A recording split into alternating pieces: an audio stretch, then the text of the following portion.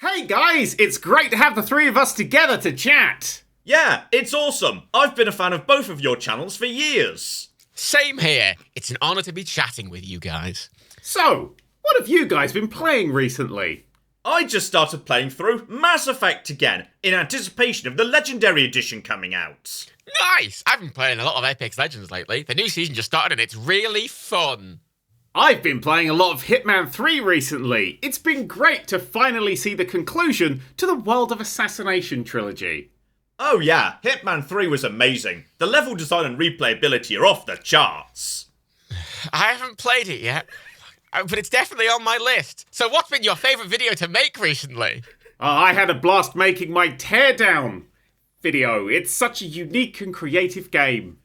For me, it's gotta be my latest Fallout New Vegas video, where I beat the game on a YOLO run. That's amazing! Congrats! For me, I've been really proud of my video on how to improve your aim in first-person shooters. A thing I do all the time. That's a great topic. It's always important to work on your aim, especially in competitive games. Yes, definitely.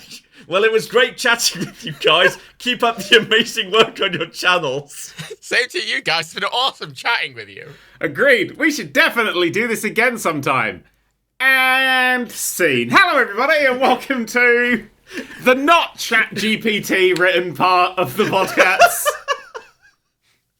Why does it think I'm still working on Fallout New Vegas YOLO? That was 7 years ago. Well, here's the thing. I have no idea what its data set for what we're like is, because obviously the stuff we're doing is not written down for the most part. And it's not like they're skimming video. Well, it could pull metadata from, like, all the videos to figure out what you were playing in what order, roughly. Like, it could estimate what a current ongoing series would be.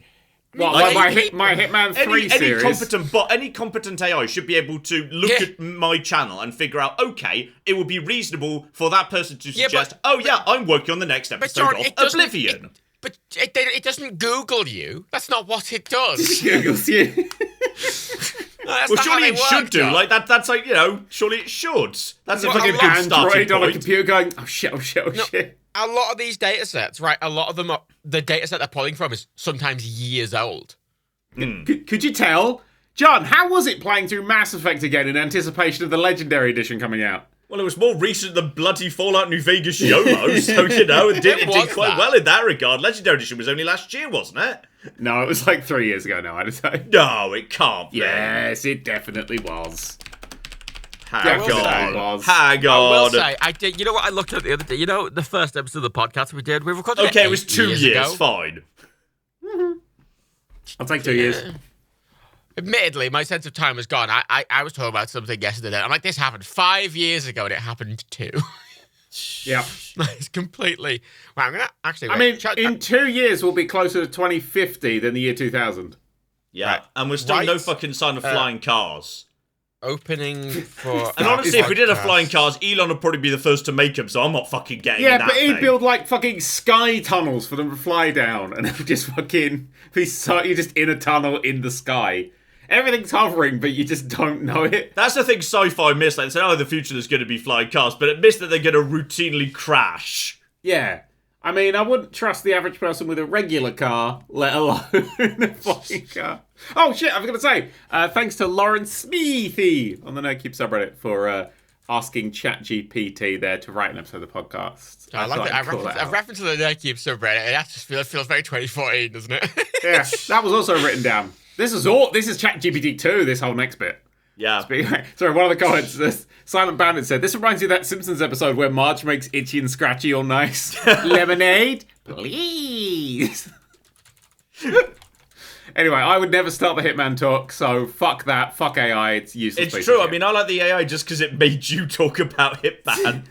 that thing that you famously wanted to stop me and Matt talking about. Do you prefer ChatGPT me to the real me? Well, he seems very polite. He seems like a very nice, well put together young man who isn't telling me to fuck off or shut up. Well, fuck off and shut up, right? Or making fun of me because I may have made some slight miscalculations as to when Starfield was coming out. What, March? March. So it turns out it's not coming out in March. No, it's definitely not because of how video games work. It's coming out in 09, 06, 23. So 9th of June, here we fucking come. 9th of June, I'm there for it. I'm so 9th of excited. June. I saw that That's and I went pretty 9th soon. of June. And then I went, hang Gonna on. come out. Fuck, do I have to Google? Oh no, it's September. And then anyway, it's going to be delayed another time. Don't worry about it. It's going to be, I think, like a November release. I'm calling it now, November release. I mean, it's already delayed about a year. I feel like they've got to be willing to do it this time properly in September, surely. Like, I think at this point, even if it doesn't work properly in September, they'll just release it anyway. Because that didn't hurt Cyberpunk at all. Well, the thing is, you approach Bethesda games with a different mindset. Like, sometimes I see, like, the discourse around Bethesda games, like, oh, what if they release this game? Like, they've delayed it so they can, polish it. It's not bugs. Like, why do you think I play Bethesda games, you stupid fucker? Like, I want it to functionally work. Like, New Vegas was too far in that direction when it originally came out. But, like, I want my Bethesda games to be just a little bit buggy and a little bit broken and a little bit unbalanced. Like, I don't want it to be over-polished. Like, that would be bad. I want my games to go bananas. And, like, I shoot a person and they just fly into space because they walked into a log and the log physics catapulted them out of the world space. I want that to happen. That's not going to happen. Starfield, that's not going to happen because it'd come out buggy. And instead of someone pinging into space, they're going to ping up. The game's going to go, oh my god, they're in actual space. And then it's going to fucking load you into space. And then there's going to into actual space. Yeah, it's going to go through the load zone. Then you're just floating in a load zone with, like, Bill and fucking Catman, and, like, Bill the Catman's there. It's like, excuse me, sir. You're standing on a launch pad, and you're like, there's no rocket here. How am I going to get to space? In the distance, just running at you is a fucking troll from Skyrim.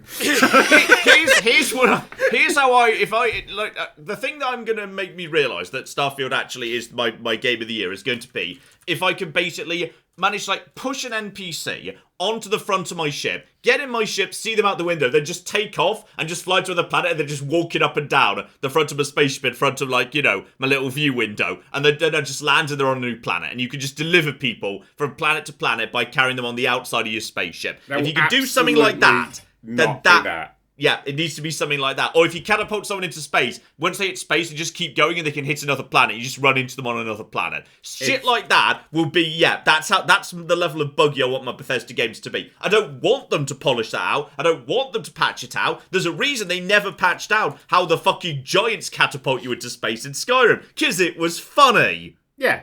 That's funny. Bugs are fine. I can't beat Skyrim because the Civil War quest is bugged, and when an NPC spawns, the entire game crashes. That's not even the main quest. The main quest is a dragon shit. I beat the main quest. I want to go and do the Civil War thing, but if I go into Civil War thing's incredibly game, disappointing, and it doesn't go anywhere. It just means the police wandering around are wearing blue versus red or vice versa. I will fully defend Daniel here because when I played Skyrim as well, and this is still prevalent, and I was able to fix it when I was on PC, but I got to this Dwemer Fortress that's like a bottleneck for the actual main quest.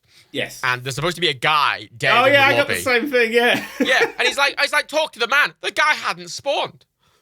He wasn't there. And then it's like, take the key off the man's body. And I'm like, there's not a man. There's no man. I can't open the door. And I was able to just open the door, but then I had to advance the quest because the quest was take the key off the man's body. There was no, so I had to do a load of constant commands to get it to work. But if that happened on Switch, if that happened on the Switch, I would have just went, all right, I guess I'm not playing this anymore after like 50 hours. Yeah, okay, that's a bad bug. Yeah, that's a bad bug. People just wandering around in space, that's a good bug. There's different types, and I'm hoping Bethesda realises this when they polish up Starfield, that we want to keep the good bugs in, because they're funny. On that note, I think it's very important to mention that since we last recorded a podcast, Double Fine's Psychodyssey has come out. Which is It's the first time I've heard of this thing's existence, but alright, I'm quickly going to educate myself as fast as possible. It's a 32-part documentary about the 7-year entire creative process of building Psychonauts 2. From basically, I want to make Psychonauts 2 to here is Psychonauts 2. It's a 22-hour documentary on the entire creative progress. It's 32 episodes, and mostly they're about half an hour. But then there's a feature-length finale. There's also a feature-length film in the middle of it. There's literally... Episode 26 is like, hey, go watch the film. Right? Okay, I've not watched any of this, but I'm pretty confident an editor could have given this a pass to get these down to 10 minutes each. 7 years to 1 day. I feel John, like, but sorry, no, it is you of all fucking people, John, this having to make 7-hour-long videos a week should not be sat there. Yeah, John's like, why isn't it 7 years long? I want to watch it in real time. No, that's not true. I record for like fucking 7 hours, then I just toss 6.5 hours of it out, and we're left with a nice, like, smooth, nice, tight 40 minutes. Yeah, but but this is actually important stuff, John. You know, this is more than you going, oh, look, I'm in Oblivion and I don't think the opening view is very good. You know, it's You're never going to get over the fact that I was unimpressed by generic lake with generic fucking island compared It's to only generic, here is 'cause the that was the one devastation of that made it America. And generic. by the way, there's the White House and the Washington Monument slowly emerging out of the brightness as your eyes adjust to seeing the outside for the first time in your life. Yes, Fallout 3's opening's fucking much, much better than Oblivion's. Fuck you. boring. What I don't get is why the fuck right. they would make it that way around. Like, literally, all they needed to do was, say, oh yeah, the dungeon goes under the lake and have you emerge to the other side of the lake, and then you could emerge and see the Imperial City as you step outside. Because when you step outside, you want to see the most interesting landmarks, so you go towards it. And What in was Oblivion, the, they have you facing with your back to the interesting landmark, which is where you're supposed to go. What which was is the draw weird. distance by default when it launched, though? Oh, you know what? I don't fucking know. It was Probably not great, especially on console. Well, it came on console much later, but I remember it was the game where, like, if you see that tree, you can go to that tree. It was that was like the line from... I do have an Xbox, got an original Brilliant. Xbox copy of Oblivion next to me. That's a weird thing to have. I've got Gang Beasts figures next to me, and that's it. I've got a bag of crisps that have gone off, but I'm still going to eat them because I'm a classy man. That's why I've got an original Xbox just sitting in a flipping box next to me because I bought it exclusively to play Fallout Brotherhood of Steel. That was a bad purchase. Yeah. Oh, no shit. Yeah. So I was mentioning Psychodyssey because in the last episodes they're going through sort of like what their bug process is, and they're looking at the bugs, and they kind of have to decide if it's a known shippable, which is like they know it exists and they're shipping it, or if it's if it's something that has to be fixed, like it impedes player progress or something, and they have to kind of go through all the bugs and say, is it worth dedicating the time to this? And there's stuff like in the one of the early cutscenes, like the guy where one of the bad guys, I suppose, from the first game goes storming off, and a chair goes absolutely flying, like from off screen, and it's really funny. That is a bug that they kept in because it was funny. And there's another one where like a chair just drops out of the sky, and it's one thing, and Tim Schafer's like, no, ship it or you're fired. And they're like, it doesn't fit. It's like just add a voice line with someone going, oh, I missed them, and then ship it. It just gets so into just this bug, but it's really interesting because like if you play video games and you don't make video games, there is a lot of ignorance on how video games are made because it is a big, scary creative process, especially with a big team. Like, you can understand how you'd put a small game together yourself, but when you're dealing with a team, in double or triple, maybe even fucking quadruple figures, the management required to do that is genuinely horrific. Like, it's fascinating. I cannot recommend this documentary enough. It is the two best documentaries about gaming is Double Fine Psychodyssey and Double Fine Adventure, which is the one for Broken Age, because they just go in. This one just goes so deep because it's a massive game. Yeah, Broken Age was a relatively small game, presumably, in terms of the team. Yeah, because Broken Age is interesting because they basically wanted to make a Flash level game because it was like $400,000 was their original thing, and it ended up getting 3.3 million. So that rapidly changed how they were making the game, and they kind of didn't know what to do with the money, and all their faults and everything and all the fuck-ups they made along the way are all in that documentary. And in this one, they know what they're doing, and they're like, this is going to be great. And their publisher is Starbreeze, and Tim has to kind of stand in front of everyone and go, hey, so yeah, Starbreeze is being investigated, and we don't know where the CEO is anymore, so we don't know what's going on. And there's discussions of burnout, there's people who leave, there's some people who are bad fits. It's a very... Unlike the first one, which was kind of like a whole bunch of people going, oh, we're not prepared for this, let's be really good, and sort of the stresses that come with that. This is kind of like the management went wonky, not through maliciousness, just through sort of communication kind of better. Basically, the person they hired to run the project doesn't fit with Double Fine. Just doesn't really fit with them at all. It was the same guy who made Bioshock 2. He was the lead on Bioshock 2. It was like, I think, his biggest thing for this. And they brought him in to sort of have somebody who knows how to do a bigger game. But the way he did everything wasn't really how Double Fine works and kind of the conflicts that causes. And it's just this absolutely fascinating documentary about sort of failures in leadership and sort of still managing to get an incredible game out. And it just kind of, if you really don't know how video games are made, you have to watch this thing, because you watch this and at the end you go, how the fuck did Cyberpunk come out in such a, what was going on at Cyberpunk? What were all of these, like, you can look at all the games, like games that come out absolutely flawlessly. You're like, Jesus, what's happening? Like, and it makes you, I want to just see all of it. I want to know how all these companies operate. Because this is a kind of a relatively small team making like a AA game. And it's so hard. And there's so many pieces. And it's so heartbreaking. I mean, especially if you've been a Double Fine fan for a long time like me, you'll really just... It's like watching... Because a load of like the older people who've been there for like 15 years leave. Because they're kind of just like done with how it's being worked. And Tim is like struggling to get money into the company. And that becomes his focus because Starbreeze collapses. So it's kind of just... No one's really steering the ship for a chunk in the middle, and it's incredible television. There should be awards flung at this fucking thing, because it is one of the best documentaries I've ever seen in my entire life. It's on YouTube. Yeah, it's free on YouTube. Free on YouTube. Absolutely complete free. Fine. What's it called? Psych Odyssey. If you just go on the Double Fine website, the Double Fine YouTube page, it's right fucking there. And by the time you finish watching all 32 episodes, Psychonauts 3 will be out. It's 22 hours, you buck. That's not a lot of time. John, with all due fucking respect, it's got to be less time than watching the Oblivion series that you haven't even finished yet. So fucking get off its back, John. It's not even a jab. It's just such a weird criticism from you of all people.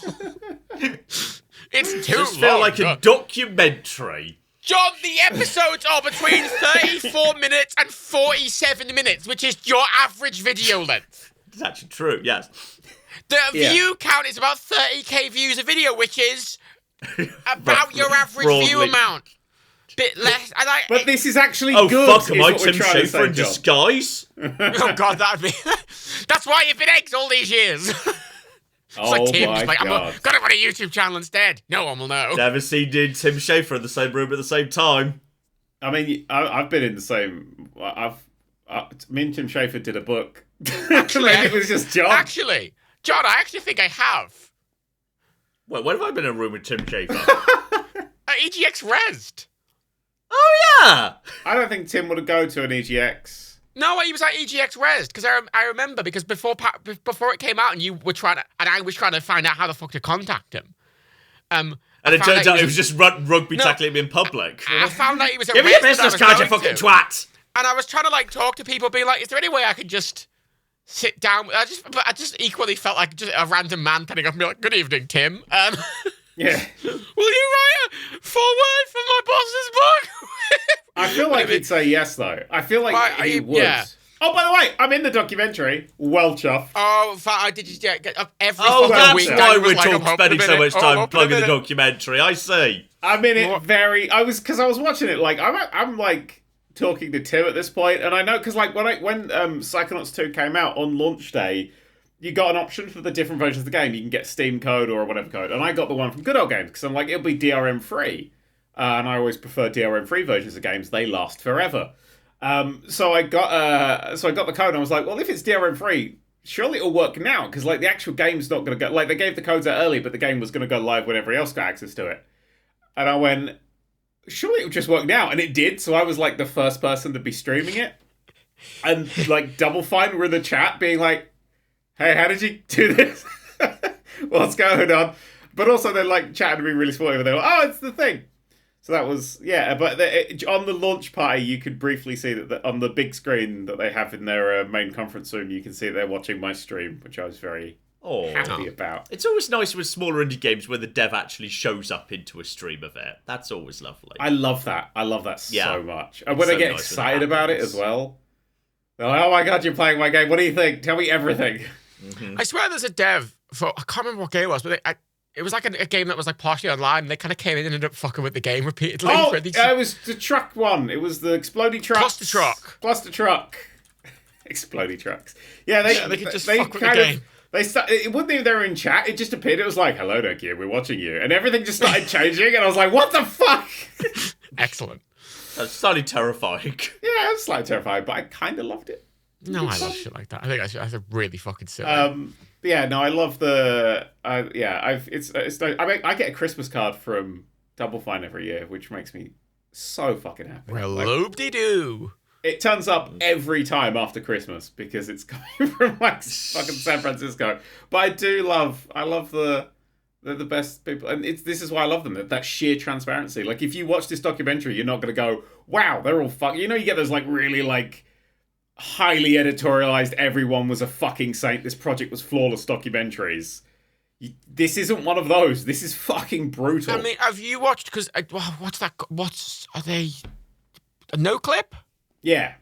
Because I haven't admittedly I haven't actually watched the documentary, because as much as I'm always interested in these things, every documentary about these things, and including that Psychonauts one, is like 70 billion hours long, and I do not have the 22 hours. It's a day. Just do what I did and watch it all over a weekend. That's on my side. Fuck you. No, I think Shut that's up, a valid... Captain Long Videos! I think it's a valid length for it, but I don't even watch TV because TV's too long. I'm like, no, movie, it's fucking 3 hours maximum. Right, Matt's just on TikTok. It's like, fuck it, this one's over 20 seconds. Skip. I mean, we're joining TikTok. We've joined TikTok. Anyway, we'll get to that in a second. Matt, you watched 20 hours of Picard during series 1 and 2, hoping for it to be good, whereas I'm giving you 22 hours of something that is definitely good all the way through. Yeah, but like... You watched Picard die and turn into an android! Yeah, but it's a difference, because I watched that weekly when it came out, and it wasn't this big... Well, what's this weekly, then? I don't know. Oh my god, you're like one of those people that complain when I launched an entire complete series in one go. Yes! Validly. Match. Well, tough. Just watch it as a way. I'm going to do that again. Fuck it. I'm going to do that again. How Christmas Day, here's a Planet Coaster complete series. God, the other fucking day, I was in my YouTube backend, and I'd archived the Fallout 4 streams I'd done, and they were all there, and I wanted to make them all unlisted, to put them in a playlist to help sort them. And I accidentally made them all public, and it was like 70 Oh, God. I got a lot of screenshots of people who on their fucking subscriptions page, it just filled with fucking like 70. I just thought it must have been what it felt like when when that fucking all came out all at once. I don't like binging. I'm not a fan of binging. It didn't come out all at once. If you watch the first episode, it was scheduled, so if you watch the first episode, when it ended, the second one came out. And you go, second one. And then, like, some people watched it all in one go. Look, I watched, I watched the only TV shows I've been watching are, I've been watching Picard, the new one, which, finally. But equally, it's kind of annoying because I could have just skipped the first few seasons and I wouldn't be missing out. Yeah, the first 2 seasons are rough. It's like they don't exist, basically. Third one's fucking great. But I talk about this on my other podcast, 2 Fast 10 Forwards, with Mike Bithell, creator of games such as Thomas Was Alone, John Wick Hex, and the upcoming Tron Identity. And somehow, it's almost impressive how bad of a microphone that Mike has. Mike has a bad mic. I'll tell you this, right? He does another podcast with fucking, like, Troy Baker. No, this is it. Alana Pierce and someone else who does music. Wait, no, but his fucking microphone is way better in that setup, right? He just doesn't put the effort in, and rightly so, because that's not the kind of podcast you want to put the effort into. Are we still actually plug this thing, by the way? Because I bet I could get a few grand if I just mentioned NordVPN right now, as long as I just email them ahead of time. NordVPN! Hang on, which one's on my desktop? It's NordVPN! Yeah, I like NordVPN. I never forget to Shut up, we're not getting paid yet, for fuck's sake. Matt was like, here's a password for it, and I lost it. So we have to threaten to plug a different VPN if they don't give us money. I don't know a different Atlas VPN. What's the Atlas? If you want everything to look like Persona, use Atlas VPN. We could probably play them off against each other. Just basically, just write an email to one of them and CC in the other, see if we can get a bidding war going on. You know what? Let's stop talking about this now, and let's talk about something that's near and dear to my heart. Raid Shadow Legends. Oh God. Which is do you know what the current sponsorship trend is? What? The current microwave meals. What? Wow. Microwave meals that are being Oh, are branded these as like like those health like food. healthy meals where it just looks like shit in a tub? Where it's No, like, it's oh literally- yeah, this is just generic protein gruel No, that it's you can eat literally- instead of food, but it makes you slim and muscly. And No. don't ask how it tastes. It's not even that. It's literally just. I've actually It's made microwave food. one of those microwave meals, and I'm gonna have a bite of it now. This is the meat. Wow, it's good. Good gag.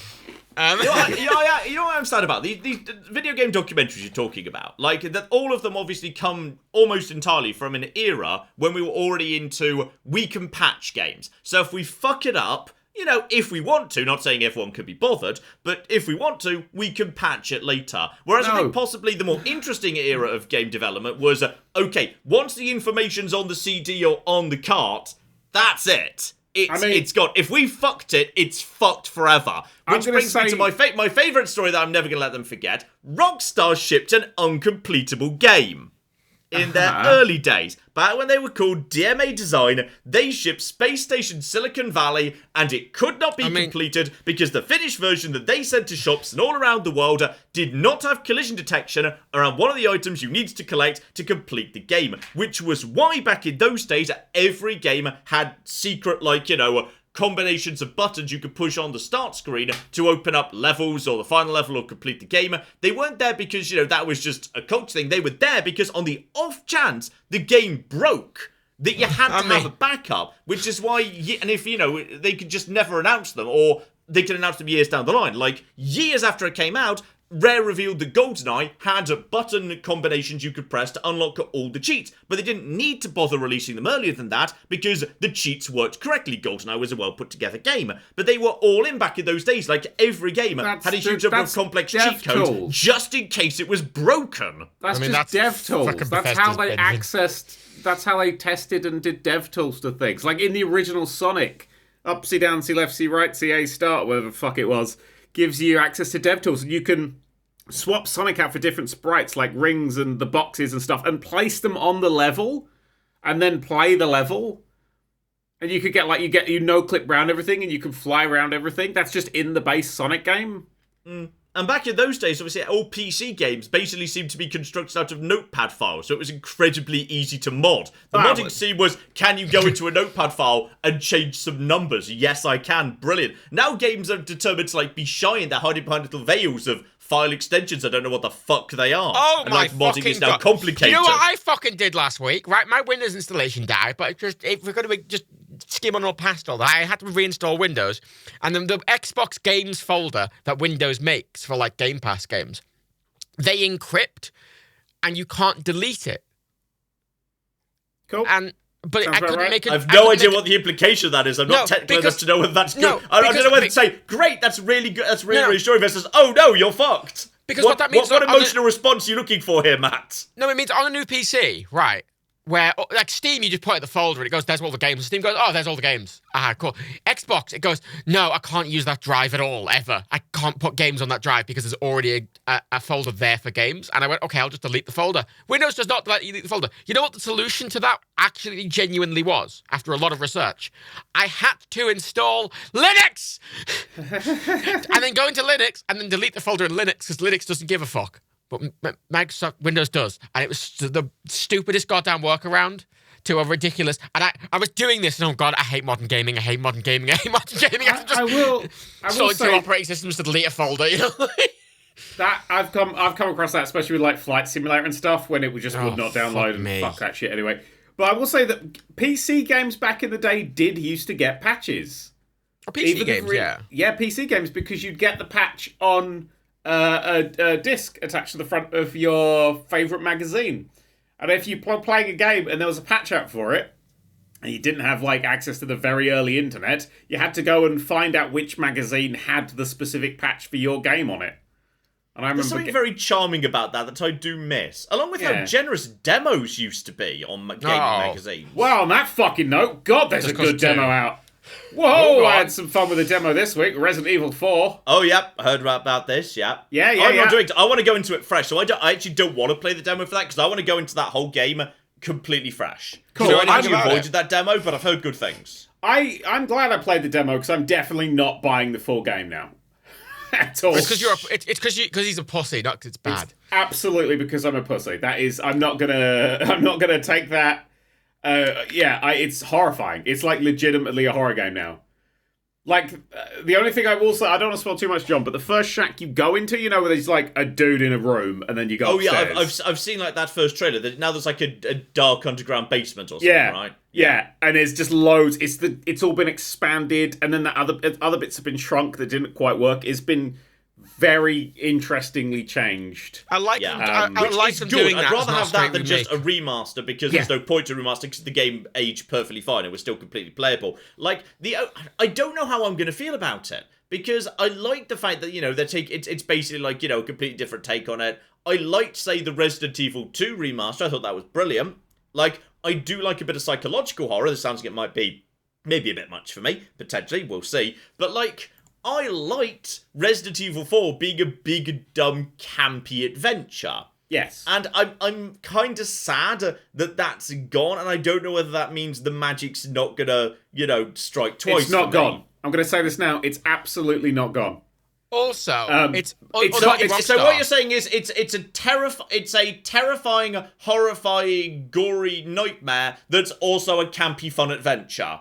Yes. Like, you know, can we just insert, you know, all the kids on the Simpsons Itchy and Scratchy panel going, oh yeah, me, that sounds great, at this point, because it does sound like we're just doing that bit right now. Well, I've only played the demo, but my favourite dumb line from the whole thing is there. A lot of the dumb lines have survived. Yeah. So you have those weird, campy sort of lines, but also with the horrific tension, and I think the juxtaposition of them works kind of a lot better. That's interesting. So when it feels, when you're playing through it, it feels like you're going, oh dear God, and I'm getting all those oh dear God feelings that I used to have. Because that village opening was the tensest thing in that game. Like, that really set the tone for that game.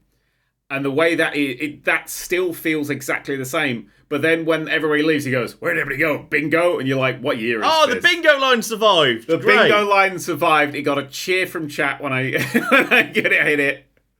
The thing is, like, what is easy to forget is if you've not, like, also, you know, played, say, well, what used to just be in the PS2 version, Ada's Separate Ways campaign, though I think it is in the PC version. Like, it actually is important to the plot that Leon's a big loudmouth idiot.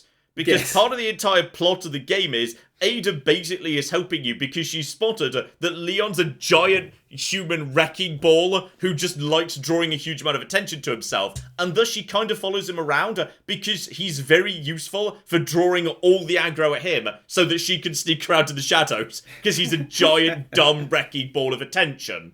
So that's why you run into Ada multiple times, because she's sort of following you around nearby because she knows that that Leon's fucking useful to her, which I think is just an amazing, like, recontextualization of the game to get after think, well, why was Ada in that game? Oh, she was literally using Leon as a giant foghorn to draw enemies away from her. That's amazing. It is, yeah. I think so. He needs to be an incredibly loudmouth idiot who runs around doing dumb one-liners, repeatedly calling up the boss on the phone and making dumb quips to them because he's supposed to be getting their attention. Ooh. Which I think is marvelous. I think there is something that is missing. The phone call, you know, your sort of Metal Gear Solid 3, well, Metal Gear Solid codec screen type phone calls that would happen. Shit, they gone. They're gone. Where's Hunnigan? We need Hunnigan. Bring back Hunnigan, you fuckers. The woman who is, you know, the cyber ops of the whole thing. Yep, Hunnigan. She's just in cutscenes. They just cut to her, and you get, like, her hanging around in the base and stuff. She's, like, properly, like, actually there. Okay, this worries me, because if we don't get the dumb phone calls, then how do we get dumb exchanges like your right hand comes off? I mean, like those were all on the phone. They might still do phone calls in it. They might just not be in the demo. Yeah, but the phone calls are there. But instead of no, he has to literally just go and find like a little phone in the castle, and just call up Salazar. Hey, Salazar, it's me again, you fucker. Stop calling me. This is weird. Instead of just seeing a screen with two static images on it, they are fully. You've got Leon talking on the thing, and you've got her back at the base, or wherever the fuck she is, doing all her shit. So it cuts between the two. So it's just they've added a lot of movement and energy to those conversations instead of just letting them sort of hang there. They're talking about whether it's going to kind of undermine the initial thing, but it's unlike San Andreas' remake or whatever, where it's not replacing the original. Yeah. Like, they're both going to exist. And and they're very distinct from each other. And, that's what the amount of remakes, because I had this thought about, fucking Little Mermaid trailer came out the other day, the live action one, right? And Disney do this thing with their remakes, but they can't really commit if they're just going to do it straight or they're going to change it. Yeah. And if you're remaking something, I think you should be changing it a bit to make it kind of use the newer technology, or, you should. What's the point? Yeah, I love the change of the new Aladdin, where the genie just smacked the shit out of him at one point and shouted something about his genie wife. Well, that's the thing. They don't. Until you got to that second bit, I wasn't sure whether you were actually telling the truth there or not. Because, no offense, in the story, Genie absolutely would be within his rights to give Aladdin a slap at various points to get him to fucking think straight about this. But this is the thing, right? Something like Aladdin, Disney was like, we want to change it, but we don't want to change it enough. So, like, the fucking songs, Will Smith, they just made him do it like Robin Williams rather than himself. Yeah. Which meant it was kind of this weird middle ground, which didn't work. No, he did get to do a rap version. It was on the credits. It was on the credits, but... and it was much better than him just trying to do Robin Williams. And then, like the Lion King remake of okay, we're going to do something relatively different with the same story. And it was just weirdly serious. And then The Little Mermaid, which they've got a trailer out for, notably, is exactly the same as the animated. All the talking animals are there. Everything's identical. Right, but it looks realistic, which is really weird.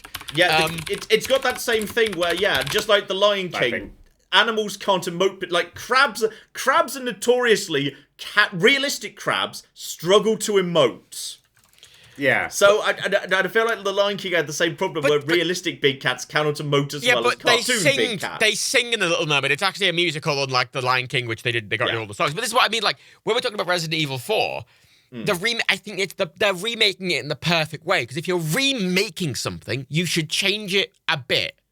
Whereas if you're remastering something, you should leave it. It's so fucking dark. It's very dark. Oh yeah, people have been complaining about this constantly. There's a lot of jokes I saw about watching fucking a new Disney trailer on a normal television in a bright room. It's just a black screen. I mean, I will say, I wasn't thinking, like, I was not thinking I was going to, I've not been impressed by most of the live-action remakes. One thing I will say that actually impressed me from the Little Mermaid trailer that I saw the other day, the new one, was...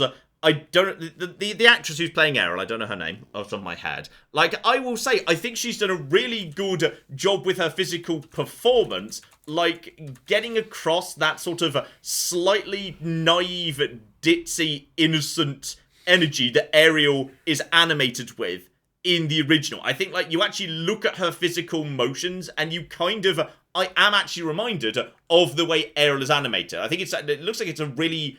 good physical performance. Two things, by the way. I went to the thing. Her name's Halle Bailey, and I read it as Halle Berry. Briefly, that's not fucking Halle Berry. I think that's why I think. Oh wait, is it Halle? No, that's she's not Halle Benjamin. So I think I'm getting confused. Therefore, I'm not going to say that because otherwise, yes. Also, two things. Yes. I didn't notice who was playing Ursula in the trailer. I saw her, but I didn't. You don't get far. It's fucking Melissa McCarthy. Is it? Yeah. Which. And Daveed Diggs voices Sebastian. Interestingly. I mean, it doesn't look as good as the Super Mario Bros. Movie, which I'm legitimately excited for. And Chris Pratt is Flounder. Of course he is. He probably is. I don't know. I just made that up, but it could be true. It could be true. It could be true. But the thing with that film is that when I'm looking at the trailer for The Little Mermaid, I'm like, well, what does it add versus the original, right? Like, what does it do? What does it... Oh, it extends the copyright for Disney so they can keep it locked down for longer. What's the creative reason for a game like that existing? And I'll tell you. It extends the copyright for Disney so they can hold it down for longer. So that's it. There's no creative reason. And a lot of remakes are like that. Whereas something like the Metroid Prime's remaster. Which came out of fucking nowhere. Yeah, which is it's great. Games just drop out of nowhere. It's lovely. Hi-Fi Rush and Metroid Prime Remaster. Let's just have more games just being, it's out today, fuck you. Metroid you Prime just want Starfield out in March. Wonderful. I know it, I John. know. I just want it. Come on, Todd. You can do it. Release it broken. I'll say it's better for being broken. As a remake, they brought it out. They made it look better. They just added some quality of life stuff. They made the control scheme more modern, and they just kind of zhuzhed up its graphical And they let you visuals. go back to the original shitty control scheme if you felt like it. Yeah, and then they were If like, you wanted to, it's right there. It's 30 quid. It's more accessible, obviously, just from the fact it's on a mod console. It's Yeah, more accessible. yeah. The control When scheme's you're better. dealing with games that aren't otherwise trapped on GameCube, where if you don't happen to be the sort of wizard who could get Project Dolphin working, and you also own the original, and you have to have a Wii that's been installed with the right program that lets you take the GameCube data in order to... It's quite a complex... Getting Project Dolphin working is not But the nothing. thing is, even if you were playing a direct port of that, the fact of the control scheme doesn't feel modern and it's awkward, and just updating that for a modern audience is important. Yeah, And I that's, never played it before. I played a chunk of it and I was like, I hate this. But I think it's a perfect remake, remaster, right? And then, you know, I was so excited for the idea of a San Andreas remaster remake because San Andreas is a game that just is so reliant on the system it was on, and then you take it out of that, and it suddenly everything it was doing kind of falls over because it only makes sense on that limited hardware at that time. I remember it was the first game I ever pre-ordered. I got on launch day, and I remember me and my dad going to Electronics Boutique to pick it up. Oh, I got mine at Argos on opening day. It was great because I got a free bandana. They gave us a bandana with... I've still got that bandana somewhere. With San Andreas on it. And the guy behind the jump was fucking fuming because he just desperately wanted to leave work so he could go and play it. And when you buy it... so many game shops on the high street. I think some people who are too young listening to this podcast do not know. Like, you used to walk down like a fairly major high street, and there was an electronics boutique. There would be the Virgin Megastore. HMV would have a big game section as well. Woolworths would have a game section. WH Smith's would have a game section. That one's still around. There's Comet and PC World and Curry's, and all of these used to have way bigger high street presence, and all of them had fairly prominent game sections. It was weird. You walk down the street and games would be everywhere, and that is gone now. Yeah, it's all digital it's now, really isn't sad. it? It's all digital. But admittedly, something I did when I got San Andreas, it came out in 2004, and I got it on release, and I was 10. So when I feel like that was irresponsible parenting. When I excitedly went up to the counter at Argos to grab the game, the guy looked at me and went, "Is this for you?" And I went, "Yes." And they went, "Okay." And I had a great old time. Like I said, I went with my dad. This feels like an origin story for you swearing. Oh yeah, well, I went with my parent. I can't remember which one, but there was a parent there.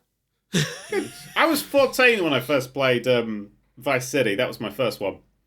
My uncle lent it to me, but he lent me that, and later on lent me Bully as well. Shut up, Uncle Tony. For shaping me into the person I am today.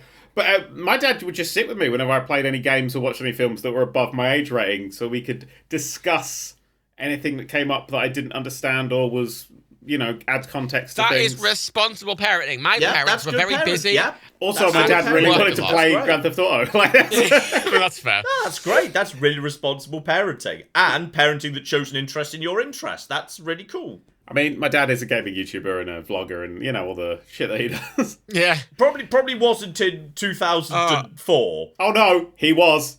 Let's put it this way. He was always...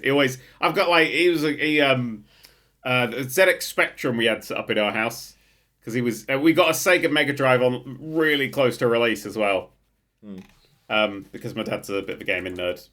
Because it's magical. I did not grow up in that environment. I grew up in an environment where I was repeatedly stopped from playing video games to be sent off to do outside things, like going to dumb football camps during the summer. Oh, well, that turned out to be a fucking waste of time, didn't football it, parents? Yeah. John, at a football camp, you might as well have stayed home and punched yourself in the face repeatedly.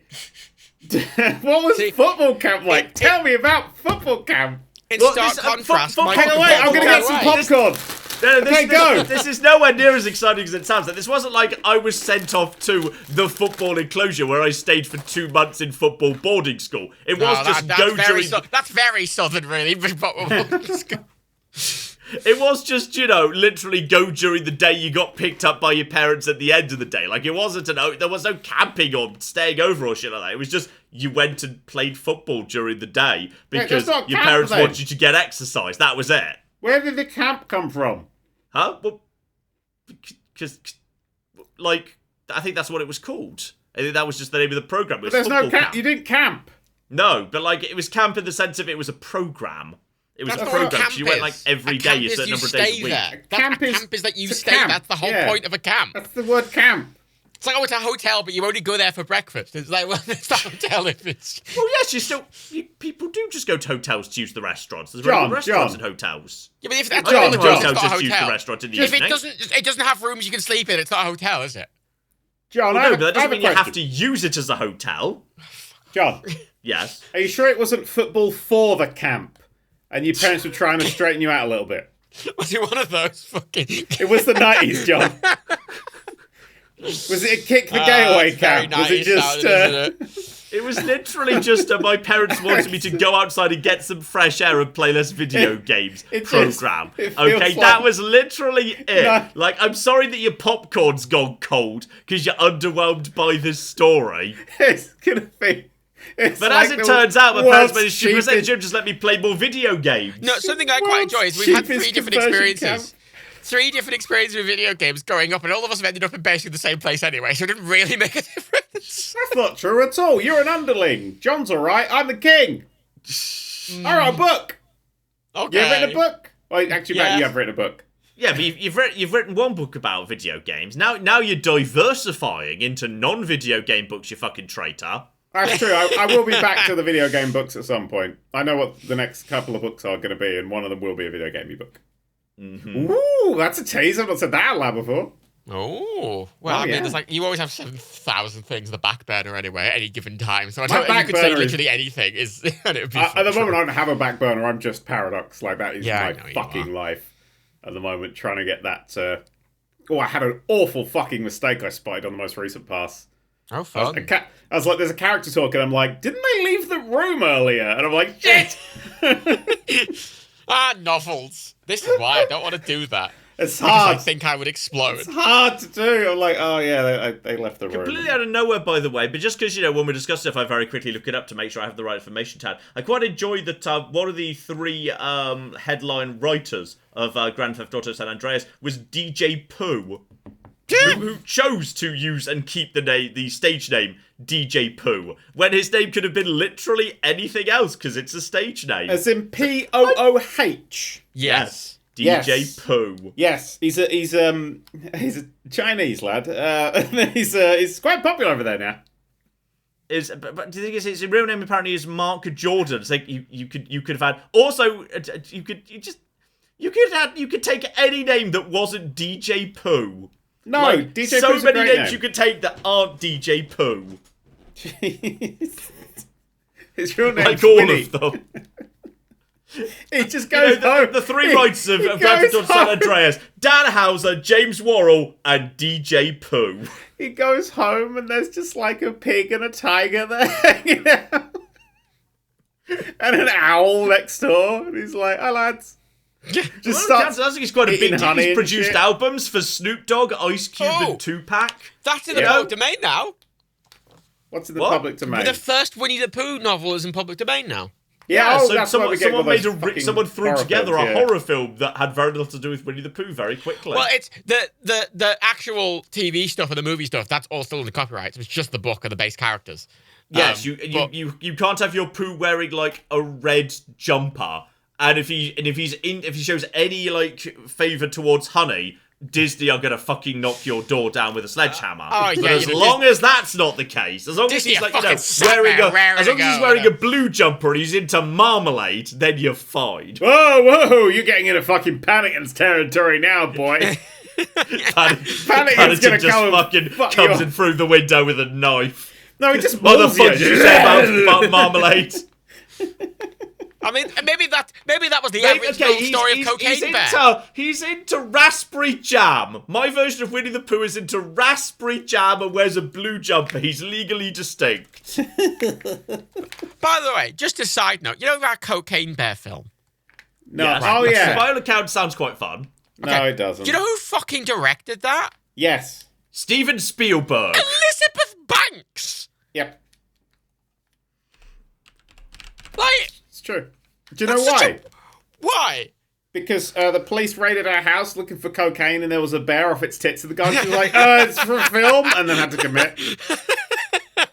That's That's how most films come about. Yeah, fair. So we just had everyone. I wouldn't have ever said Elizabeth Banks. I just a weird choice.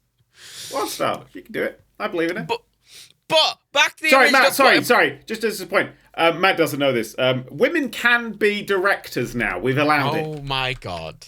I forget that you're a massive sexist. Totally. Fuck you. You're the sort of person who booed when Brendan Fraser won his Oscar.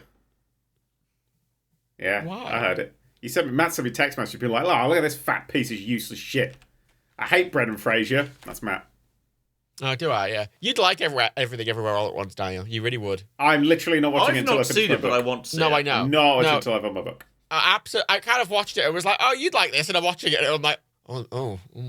Yeah, I am staying away from any new time travel shit. I think some of it might annoy you once you watch it. Yeah, there's quite a bit. There's a thing about time travel stories is they're all fundamentally the same fucking story, which is always interesting. Yeah, well, you know. What exactly is the problem, by the way, with Elizabeth Banks just directing a Matt hates dumb women. We've been cocaine through bear this. film? There's Continue. no problem with it. It's Matt just hated it when she cheated on JD and was like, I haven't had the baby, and then she was having the baby. And he was like, Cocaine "Wah." Bear feels like a proper B movie style film by like random no name person. So the fact that it's good, this is good. It's good when people just randomly No, get out there and do something that it's you not a completely expect. criticism. Like, I don't think anyone was expecting Jennifer Lawrence to suddenly pop up in a dumb boner comedy, but no it's hard not- feelings is it's going to not a- happen. It's not a criticism. It's just surprising. That's Like, all. I think very it's great when, surprising. It would be more people just say, surprising. you know what, fuck it, I'm just going to make the film no one expects, I'm going to star in the film no one expects me to star in. Fuck it, I'm going to see what range I've got. Good for them. Yeah, yeah, I think it would be more surprising if Elizabeth Banks was the bear, and everyone was referencing a bear, but it was just Elizabeth Banks with like one of those fucking dealy boppers on.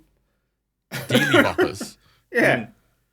Just playing Or around. it could be like a puppet. They could do it like, Avenue Q, where the bear's just being controlled by two people who are visible at all times. But if the puppeteering's good enough... Elizabeth Banks with fucking sooty on her arm, just running at her. That to my mind is the real magic of Avenue Q. Like, lots of Avenue Q hasn't aged the best, but the puppeteering is still absolutely S tier. Like, it is amazing that there is a puppeteer and a voice actor fully visible on stage at all time, and in a few minutes you don't see them anymore because the puppeteering is so good. You just see the puppet and you accept them as a real character, even though there is no effort made whatsoever to hide the puppeteer or the voice actor That's who what is visible. everybody- And they fade out of your awareness. It is incredible. It's some of the best puppeteering I've ever seen. Everybody who's worked with the Muppets says the same thing. Yeah. Or Sesame Street. I'm dying, I'm eating a focaccia thing. Stop eating food. Which is a little bit easier, because in the Muppets they do, obviously, they keep the puppeteers hidden. I think like there's a particular you can miracle see to Avenue them. Q that the puppeteer... You can see them if you're actually some cases, there. yes. Fucking hell, I'm dying. Is it my last Like, word? there's one thing to, yes, just give a good enough puppeteering performance and voice performance that you accept the puppet is just a character. It's another thing to do it while you can literally see the voice actor and the puppeteer standing there in full sight. You are fully aware the two people who are operating the puppet are standing there, and even then, your brain just filters them out because the puppet is so real, they overwrite the humans that are controlling them. And I've only ever seen it done that well twice. Because once was in Avenue Q, and and the second time was in the stage version of His Dark Materials. This was many years ago. I saw that, and it was incredible version? because the bears, the armored bears, were done as like large puppets. Like, it was done with a team of people. Like, I think it was 3 of them per bear, where one of them was one side of the bear, then there was one was the other side, and one was the head. And they were just on stage. You could see these people, but you just accepted. Oh yeah, there are a giant army of bears on stage. Well, have you seen the Because they Lion were King musical? so incredible. I've never actually seen the Lion King on stage. Just because a big part of that is that they're puppeteering stuff, but they try to make the puppeteers as visible as possible. Yeah. Part of how the puppets work is Yeah. that the puppeteers are incredibly obvious. I love high-level puppeteering. Like, amazing puppeteering is just wonderful to me. I absolutely adore it. Have you seen It's incredible. Puppetry of the Penis? Is this leading to a punchline, or is this a real thing? That's a real thing.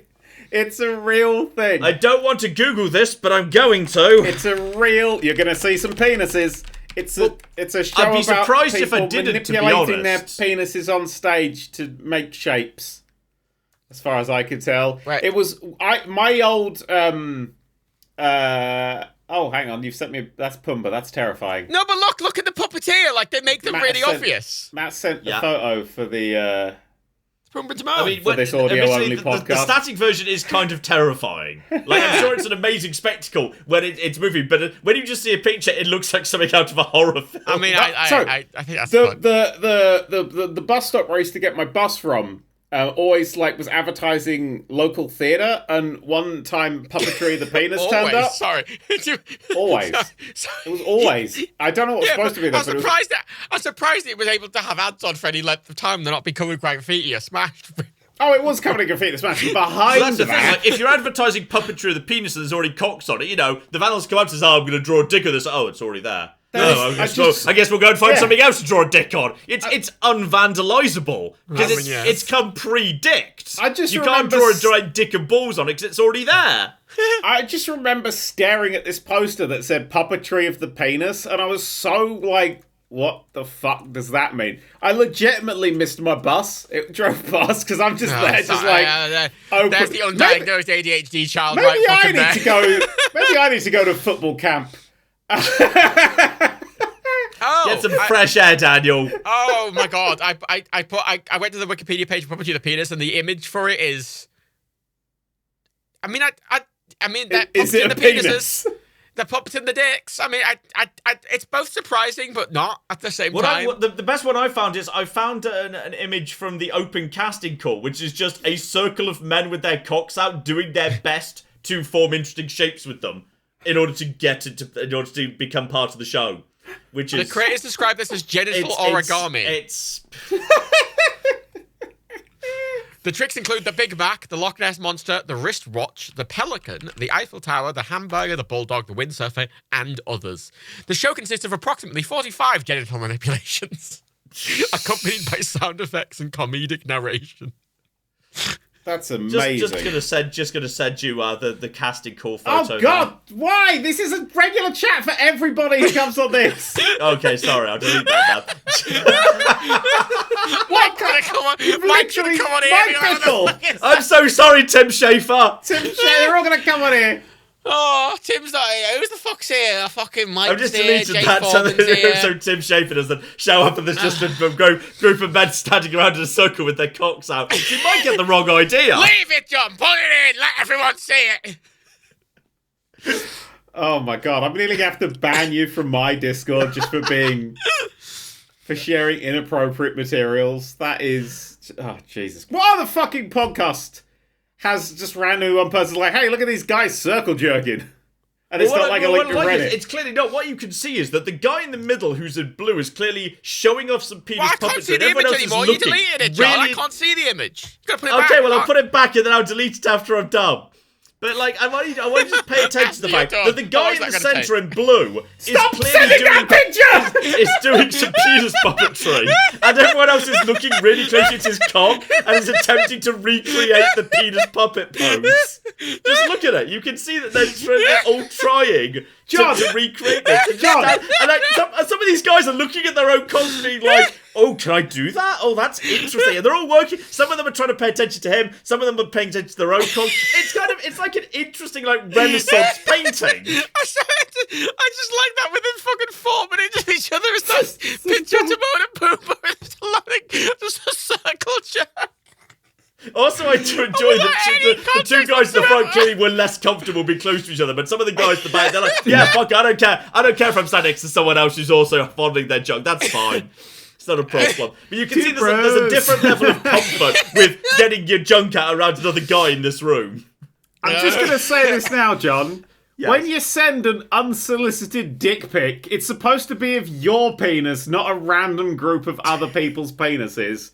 Also, if someone says, "Don't send me that dick pic," and you send it anyway, this starts. I think I'm gonna have send to someone sue else's dick. Someone sends a pic of someone else's dick instead. When you upload a photo to Discord, you can mark it as a spoiler, so it's blurred by default. You have to click to unblur it.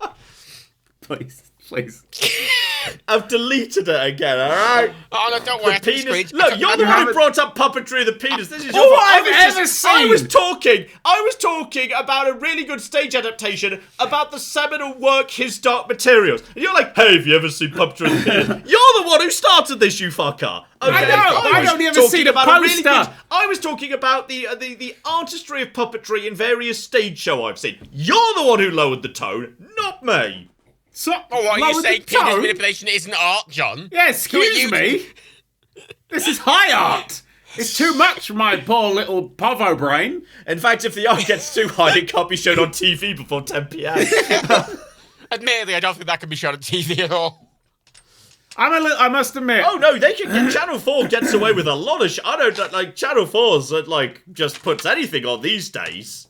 I mean, yeah, no one watches TV, so it's fine. I will say, I've been to the Edinburgh Fringe a few times. I've seen many a penis on stage. Often just out of nowhere. Because a play seems to maybe need it. You're like, what's happening now? Oh, God. People God, do why like am to get I in their the front dicks out row? on stage, don't they? I've noticed that. They do. It's dicks and Daniel titties all the Radcliffe way did that. down. Did he? Well, yeah, he did a stage play for a while where like the entire final act was he was just naked. Wow, Daniel Radcliffe. that's an interesting wand scene. Ugh, God, fuck it. I'm not going to bother, actually. I was going to go for the joke and I just bailed on it halfway through. Here we go. For those of you who don't know, by the way, the rule in Britain... Do you reckon J.K. Rowling was in the audience and saw his penis and went good and ticked a little check mark off? We have an excellent rule in Britain here. One down. I'm moving this sure on. about No, that actually, I'm one. not. This is still about dicks, by the way. Just wait. It's great. I don't have to wait in Emma Watson's bathroom anymore. J.K. Rowling in a hamper. Just waiting. Yeah. John's More cranberry, Emma. Jesus Christ. Go on, John. Take a subject. What I'm saying is J.K. Rowling is a transphobic piece of shit. What this is admittedly this is like something of like an urban legend that is unsubstantiated, but what has long been the unofficial rule of British television is the Mull of Kintyre rule, which is a penis may only be broadcast on British television if the angle of its erection is Less than 45 degrees. Is lesser than the Mull of Kintyre, a 45 peninsula in degrees. Scotland which resembles a penis. It's 45 degrees. It's doesn't the say Mull of Kintyre. what angle it's from. But no, I know for a fact it's cancels an erection if it's more than 45 degrees. 45 degrees, like, starting I to go don't up, know but- beyond Oh. that point. But I just honestly, remember reading that. Like, I'd have thought, like, anything above 90 degrees was already pretty clearly an erection. But, like, 45 degrees down could still very comfortably be flaccid. So, which 45 degrees? Very Show comfortably? off. Show off. I don't know if very comfortably is the right description of that, John. John, when we go shopping with John, when we go in the salami shops, we're always patting him down afterwards, thinking he's nicked something. Start True erecting, story. honest. It's a true story. I'm surprised it would go up to 45 degrees upwards. Like, you could get away with just a little bit before that. I would have thought, like, 90 degrees would be a better cutting point. Like, and also an easier one to measure. I don't know. I just like guy there with a fucking, like, a fucking... But I must say, loving where this conversation is going. What's the biggest penis you've ever seen, John? I don't know. I meant, like, It's not something like, I put much thought into, you know. I just like the idea of just like a guy fucking like on every fucking set of British TV just sat there with a fucking little what's it called? A little Tape measure? no, Protractor. Tape measure. A protractor. John, no, you're Sorry. killing it. what's the angle measure called? What's it called? What? The thing that measures angles. What's it called? Protractor. protractor. A protractor. Thank you. Just with a little Possibly a protractor set out. of compasses, I don't know. Cock protractor. Oh god, you wouldn't want to put a fucking spiky. Fuck. Don't want that here. Fucking just keep that far away. Just get a protractor. Do you remember when... Yeah, but what do you put the protractor against? Because, like, it's not like you can put it against the stomach, because that's sort of flat surface. The testicles, John. Do you remember So when... are your in testicles are your testicles a flat, purely vertical surface? Well, I don't know what are they doing it based on. Because the if so, floor? I'm not the one with the weird genitals, alright? That's clearly you. I just want to say, do you remember when they accidentally released that gay Ken? From Barbie What? and Ken. They accidentally released a gay one.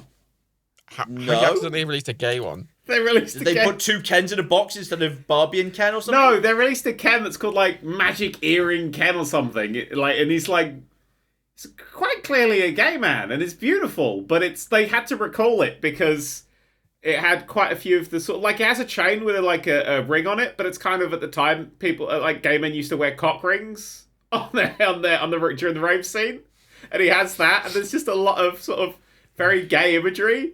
And it's this doesn't feel that wonderful. gay. Like if you'd ship like two of them in the same box as a 2-for-1 deal, then maybe this feels like this was the people who got in a moral panic over nothing. Earring Magic Care. There we go. Yeah, 993. And it's part of an earring line, and on the back it says, for more mix and match and earring action, look for all these earring magic dolls and earring magic fashions. Mix and magic earring action. It's the only Ken doll to have been completely recalled, and it is also the best-selling Ken doll in history. Because it is... Presumably it became a bit of a collector's item. Anything that gets recalled suddenly becomes a massive collector's thing. I mean, it is very gay. It's wonderful. Aggressive. It's fucking excellent. magic. It is excellent. Absolutely magic, isn't it? But it is, I just like the idea of just like a guy who can't even fucking like comprehend the idea of a gay person. Just like, it's completely... Good friends. He is good friends with that man. Very good friends. Achilles and Patroclus all over again. Wow, yeah. What a modern reference. What a modern reference you decided to go for there. Here he is. This came up again in Troy, which was only 20-odd years ago or something. You're right. It's from an old... Fucking hell. Nothing relevant at all. Jesus, look, John has two. Did you hear about A&Asia's substandard copper? I'm gonna eat crisps. Fucking hell. Podcast has gone. I miss when we were talking about penises. Still technically are. Also, you're not answering my question, John. Sorry, I was eating.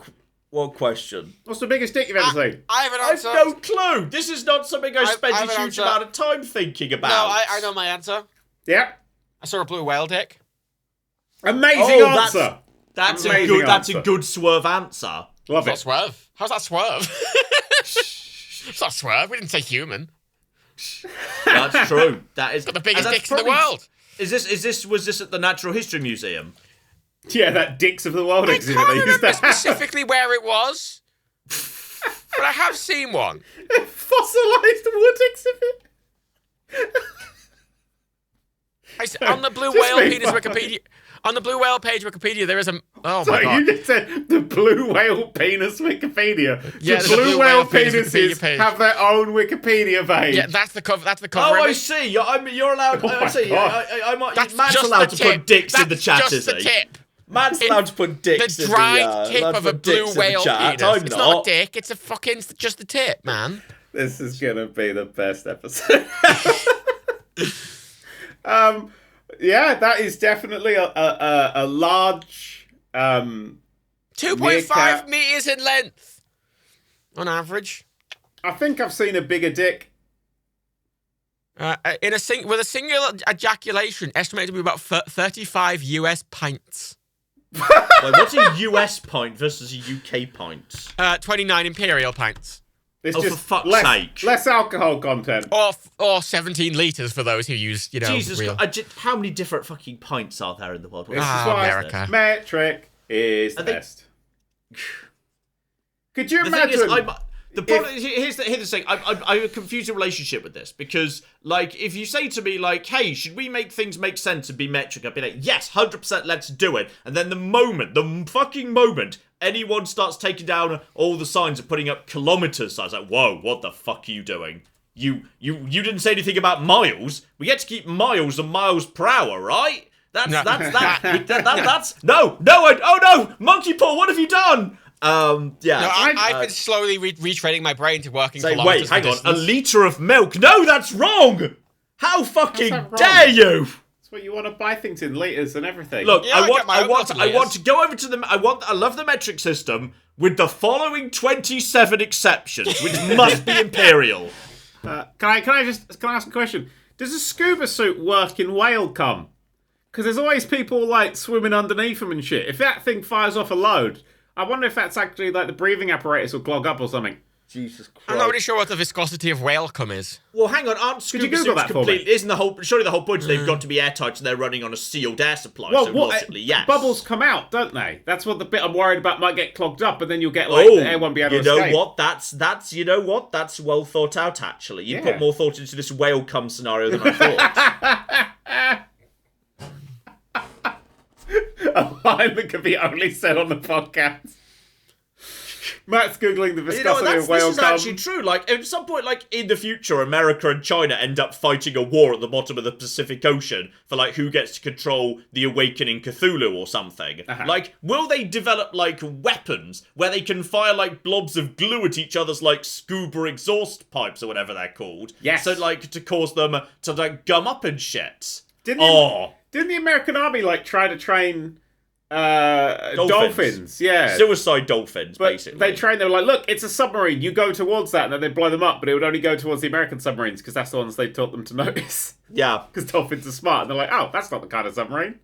Yes, this is the thing. Like, people very often, like, you know, when people talk about, like, war and military advancement, people like say, oh yeah, wars, like incredible medical and military medical and everything advancements happen to war. Yes, but they like to overlook the 10 times as many incredibly stupid failed experiments that didn't do anything and caused a lot of harm that generally get done during wars as well. Yeah, there's a bit Where everyone tries the dumbest shit imaginable. there's a bit of dark shit in war as well. I think that's Yeah, safe to say. in general, they're probably bad. Yeah. Okay, I Yeah. can't find the viscosity of whale cum, but that picture that I put in the thing is from the Icelandic Penis Museum, Uh-huh. which has a Which collection you've of been penis. to, by the sounds of it. I have not been there, but they do have a collection of seemingly every penis.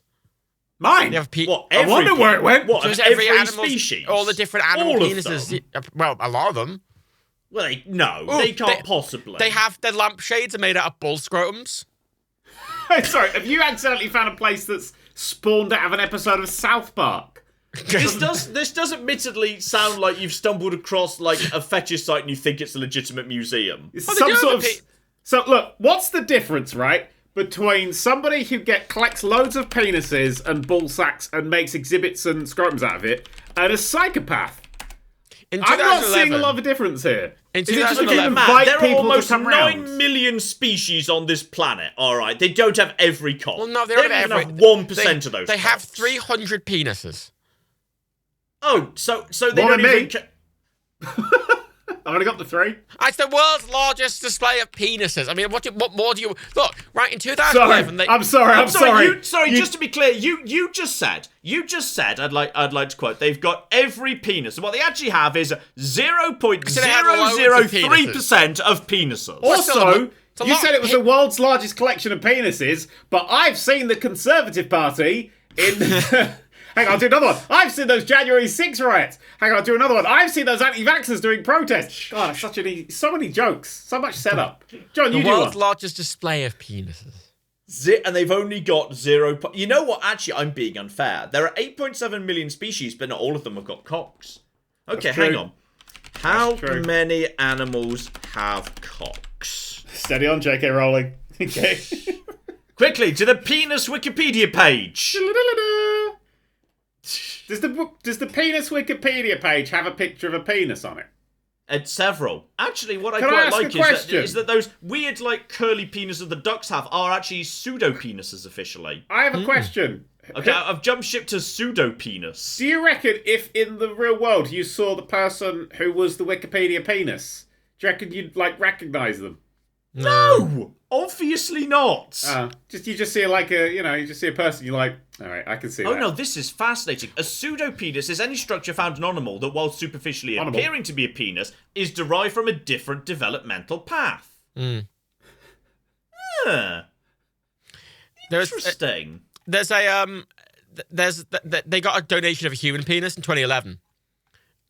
the first human penis. I think Steve-O's is the biggest penis I've seen because I watched Jackass 4 on a cinema and it was massive. I'm going to read this quote out. It's the attachment from the donor's body did not go according to plan, and it was reduced to a greyish-brown shriveled mass. Yeah, that's what I would say as well. I donated my penis. The museum continues to just a little plaque underneath it from the donator. It used to be bigger than this. Well, there is a section shrunk about in the wash. The museum continues to search for a younger and a bigger and a better one. And then in the description down the way, it was from a 95-year-old man. Jesus Christ. From a man who was a womanizer in his youth. And I'm not using it anymore. Fuck it, have it. He wanted to donate his penis to a museum to ensure his eternal fame. Yeah, he probably didn't want them to write underneath it, we're looking for a better one. This one, we're looking for a bigger and better one. He said that even at the age of 95, the donor remained active both vertically and horizontally. However, the donor said he was concerned that his penis is shrinking as he gets older and is worried it might not make a proper exhibit. Wait, sorry, can you get sideways erections? Is that what he just said? He's got like full joystick control. He's just like... I love you guys. No, you have to have it to preserve it. Probably you have to detach it from the body while the donor's still warm. This shit with you. Cool. Tim Schafer would have already just signed off in disgust. I will say that Tim Schafer and me talked about what it was like to work with Cookie Monster. So some of the stuff we've been talking about would have been appropriate. I just want to know if somebody's met him. I now want to donate my penis to science. Mm-hmm. Does science want your penis, though? I've asked. They said no. I sent them a picture, but... I mean, Bodyworks would take it. Oh shit, there was that thing. Bodyworks. Was that thing a few years back where there was like a display made from dead bodies of two people having sex, so they had like cutaways of the body so you could see what it was. That's Bodyworks. That's Peter Van Hagen stuff. But then like they were sued by the family of one of the people because they're like, why is he fucking some random woman? That sounds like it might have been good with Van Hagen, but did they not know each other in life? No, it's just two random people. I can see how some people would be a little bit question like the ethics of making two corpses who never knew each other just fuck. Half the thing is that when people donate their bodies to this, they're doing it specifically to be used in these kind of art exhibits. Yeah, but not like, what if you were like happily married and shit? And I do feel like unless the contract they signed specifically said I agree to be posed in coitus with another corpse I didn't know. They agreed to for anything. They're like it's a blanket, like everything. I know. I feel like for that's a level of intimacy I think you should specifically opt into. John, I'm fucking looking at a naked guy with his fucking skin fucking flayed off and his head exploded. Like it's. If you're a necrophiliac, let us know in chat if corpses can or cannot consent. Thank you.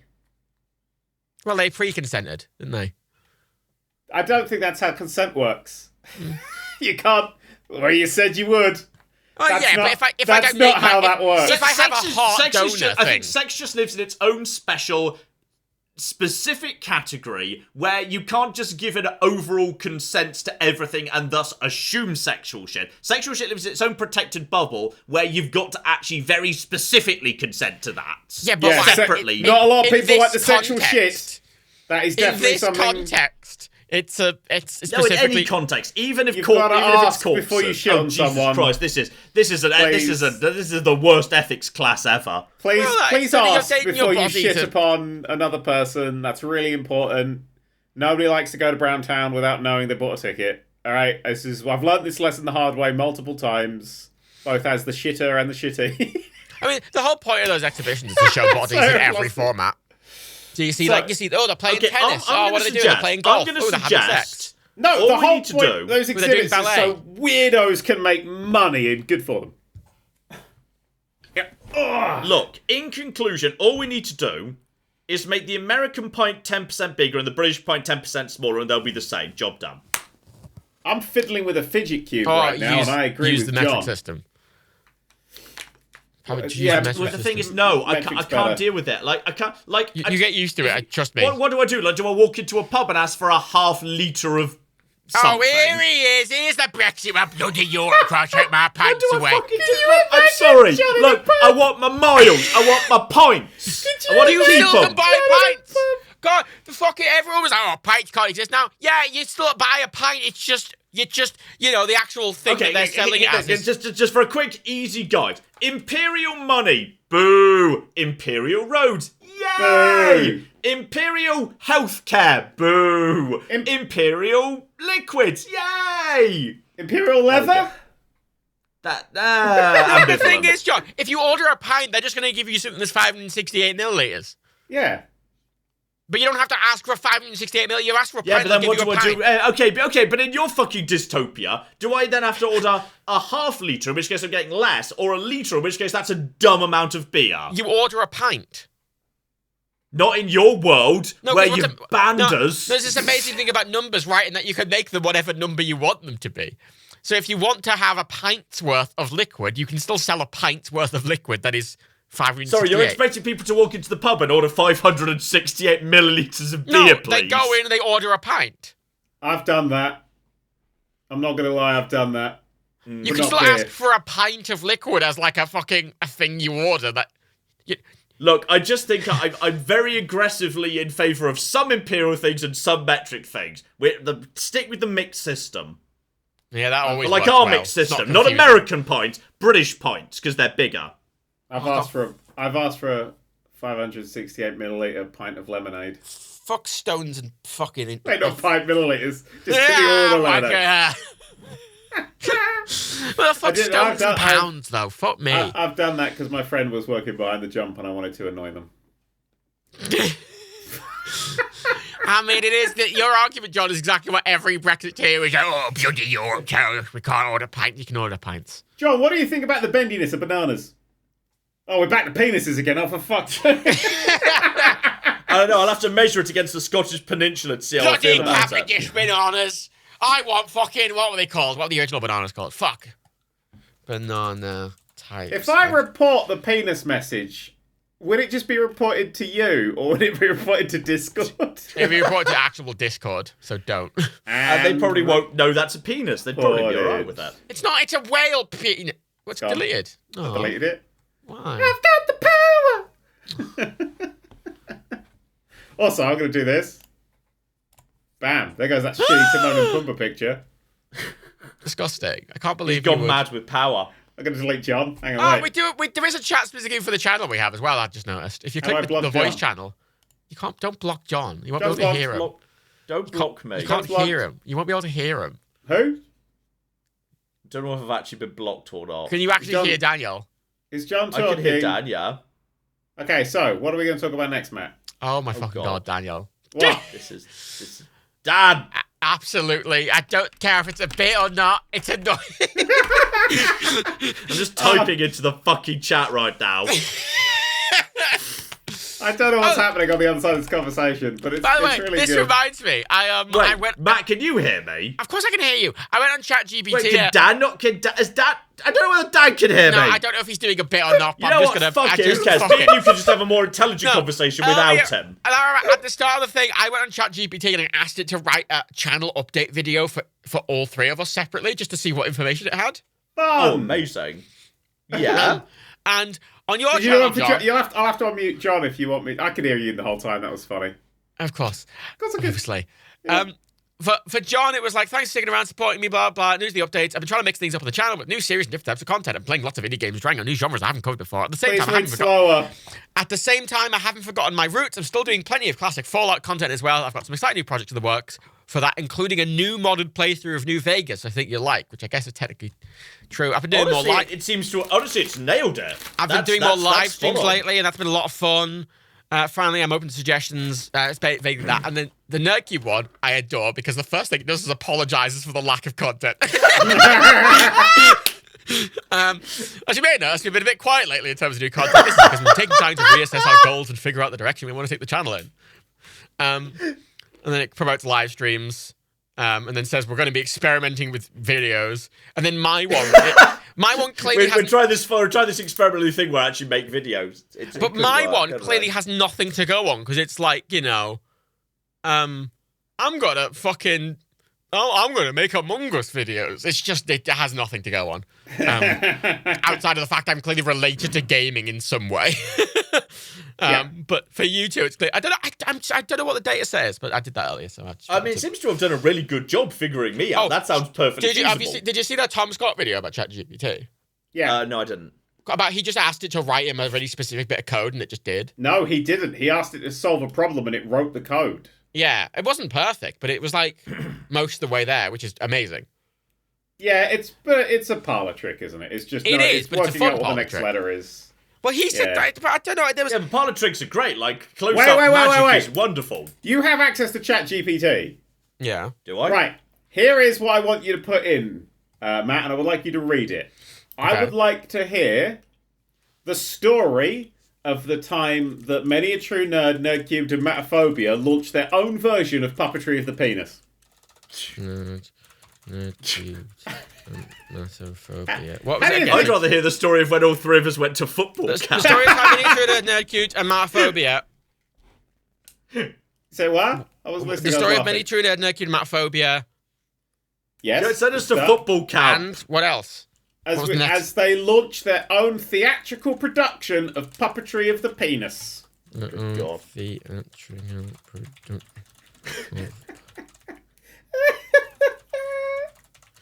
I'm so excited. What's thinking? And you'll be able to tell.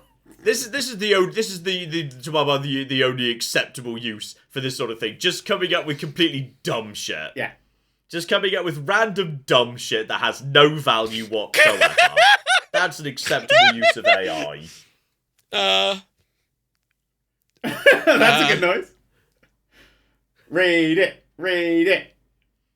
It's still typing it. Good Lord. It's an epic. Sing to me, muse of the cock of... men in Ida penis. Once upon a time, Miniature Nerd, Naked Matphobia, three popular content creators on YouTube, decided to team up and launch their own theatrical production of Puppetry of the Penis. The show had been a hit in Australia, and they thought it would be a great opportunity to bring the unique art form to the masses in the UK. The trio quickly got to work, spending countless hours perfecting their techniques and coming up with new and exciting ways to bend and contort their penises into intricate shapes and figures. They knew it would take a lot of work and dedication to make the show a success, but they were determined to make it happen. As opening night approached, the nerves began to set in. Miniature Nerd, Naked Matphobia were all anxious about how the audience would react to their performance, but they were also excited to finally showcase all their hard work. Ha. Pun. When the curtains finally rose, the trio stepped out on the stage, their bodies covered only by a thin sheet. As the lights dimmed, they began their performance, twisting and turning their genitalia into various shapes and forms. The audience was stunned and amazed, applauding loudly at the sheer creativity and ingenuity of the performance. Over the course of the next few weeks, the show became a massive success, with audiences lining up for hours to catch a glimpse of the trio's jaw-dropping performance. Many True Dead Nerd Cube and Matphobia became household names, known not just for their YouTube content, but also their daring and innovative stage show. And the end, the trio decided to retire the show, but they knew it had been a once-in-a-lifetime experience that they would never forget. They had taken a chance on something new and exciting, and it had paid off in spades. And who knows, maybe one day they'll decide to bring their unique brand of puppetry back to the stage once again. Yay! That was incredibly wholesome. I honestly enjoyed how wholesome that was. What a wholesome fanfic. Yeah. Matt, that's lovely. I've got a game I'm going to play, right? Okay. Hang on a second. I'm going to open up a very specific website, and then I'd like you to ask. Right, hang on. Good Lord. Right, where is this going? Okay, so I would like to play the lottery. So could you give me the 6 numbers? Get ChatGPT to give me the 6 winning lottery numbers for. Wait, when's the next draw? Apparently the game closes. Loads of draws. There's so many hours. lotteries these days. When's tonight? It's tonight. The lottery, the national lottery draw for the 15th of March. Thank you. It's really not in this week. I don't want to draw. I'm gonna just play this for 1 week. We're gonna see how good this fucking AI really is. I mean, not really sure. If I win, right, I'll tell you what, I'm not coming back. You'll never on a PodCats again. Not really sure getting ChatGPT to choose lottery numbers is. I mean, it's thinking. You fucking bet. You know when you asked the fucking Geordie asked the holodeck to fucking make a so it felt like that. Oh. What? Oh. Oh. It said no. It said What? it can't predict the future. Tell it to try. That's reasonable. It Tell definitely it to try that's no a matter reasonable what. thing for it to say. Tell it it's lying. No, you can't I want predict you a to random event. push on it. Push on it hard until I get my 6 fucking numbers, damn it. Okay, I'm going to read what it says. I'm sorry, but as an AI language model, I don't have access to real-time information of future events, such as the winning lottery numbers for the UK National Lottery draw today. Lottery numbers are chosen randomly, and the results are not known until the draw takes place. It is important to remember that gambling should always be done responsibly and within your means. Just reply to that with great, but still tell me the national lottery numbers for the day. I told us to do it anyway. It's thinking. I'm Do it sorry, anyway, but as an AI, no, it's refusing. Oh my god. Try Tell anyway. Tell it to. Oh, pick, it's telling it's talking about statistics of lottery as well, and it's statistically unlikely to win. Tell it Try to anyway. pick 6 random Pick numbers 6. between 1 and 59. Random. What, the numbers lottery goes to 59 these days? According to this, yeah. It's also too bad to It definitely play. used to be 49, right? The Yeah, original it definitely national was, lottery yeah. was the first big one. That was definitely between 1 and 49. Yeah, with 12, 59 20 you got. What? 12, Oh, what is it? 12, 27, 42, 19, 35, Slower! 51. I have to click them on a fucking thing. 12, 27, Yeah. 42, 19, 19, 35, 35, 51. 51. Now, I will say, immediately after it gave me those numbers, it said, next, please note these are not winning lottery numbers for any lottery draw and should not be used as such. They are simply random numbers generated by me upon your request. They're on to you. They saw you coming. That is what I would say as well if I'd made an AI that could predict the lottery. I wouldn't want anyone to get in on this. That's where they're getting all their money from. Did they? Yeah. Right, I've Okay. played those lottery numbers. Play. Cryptian. Oh, I have to join. Oh, that makes sense, This doesn't it? month's episode of the.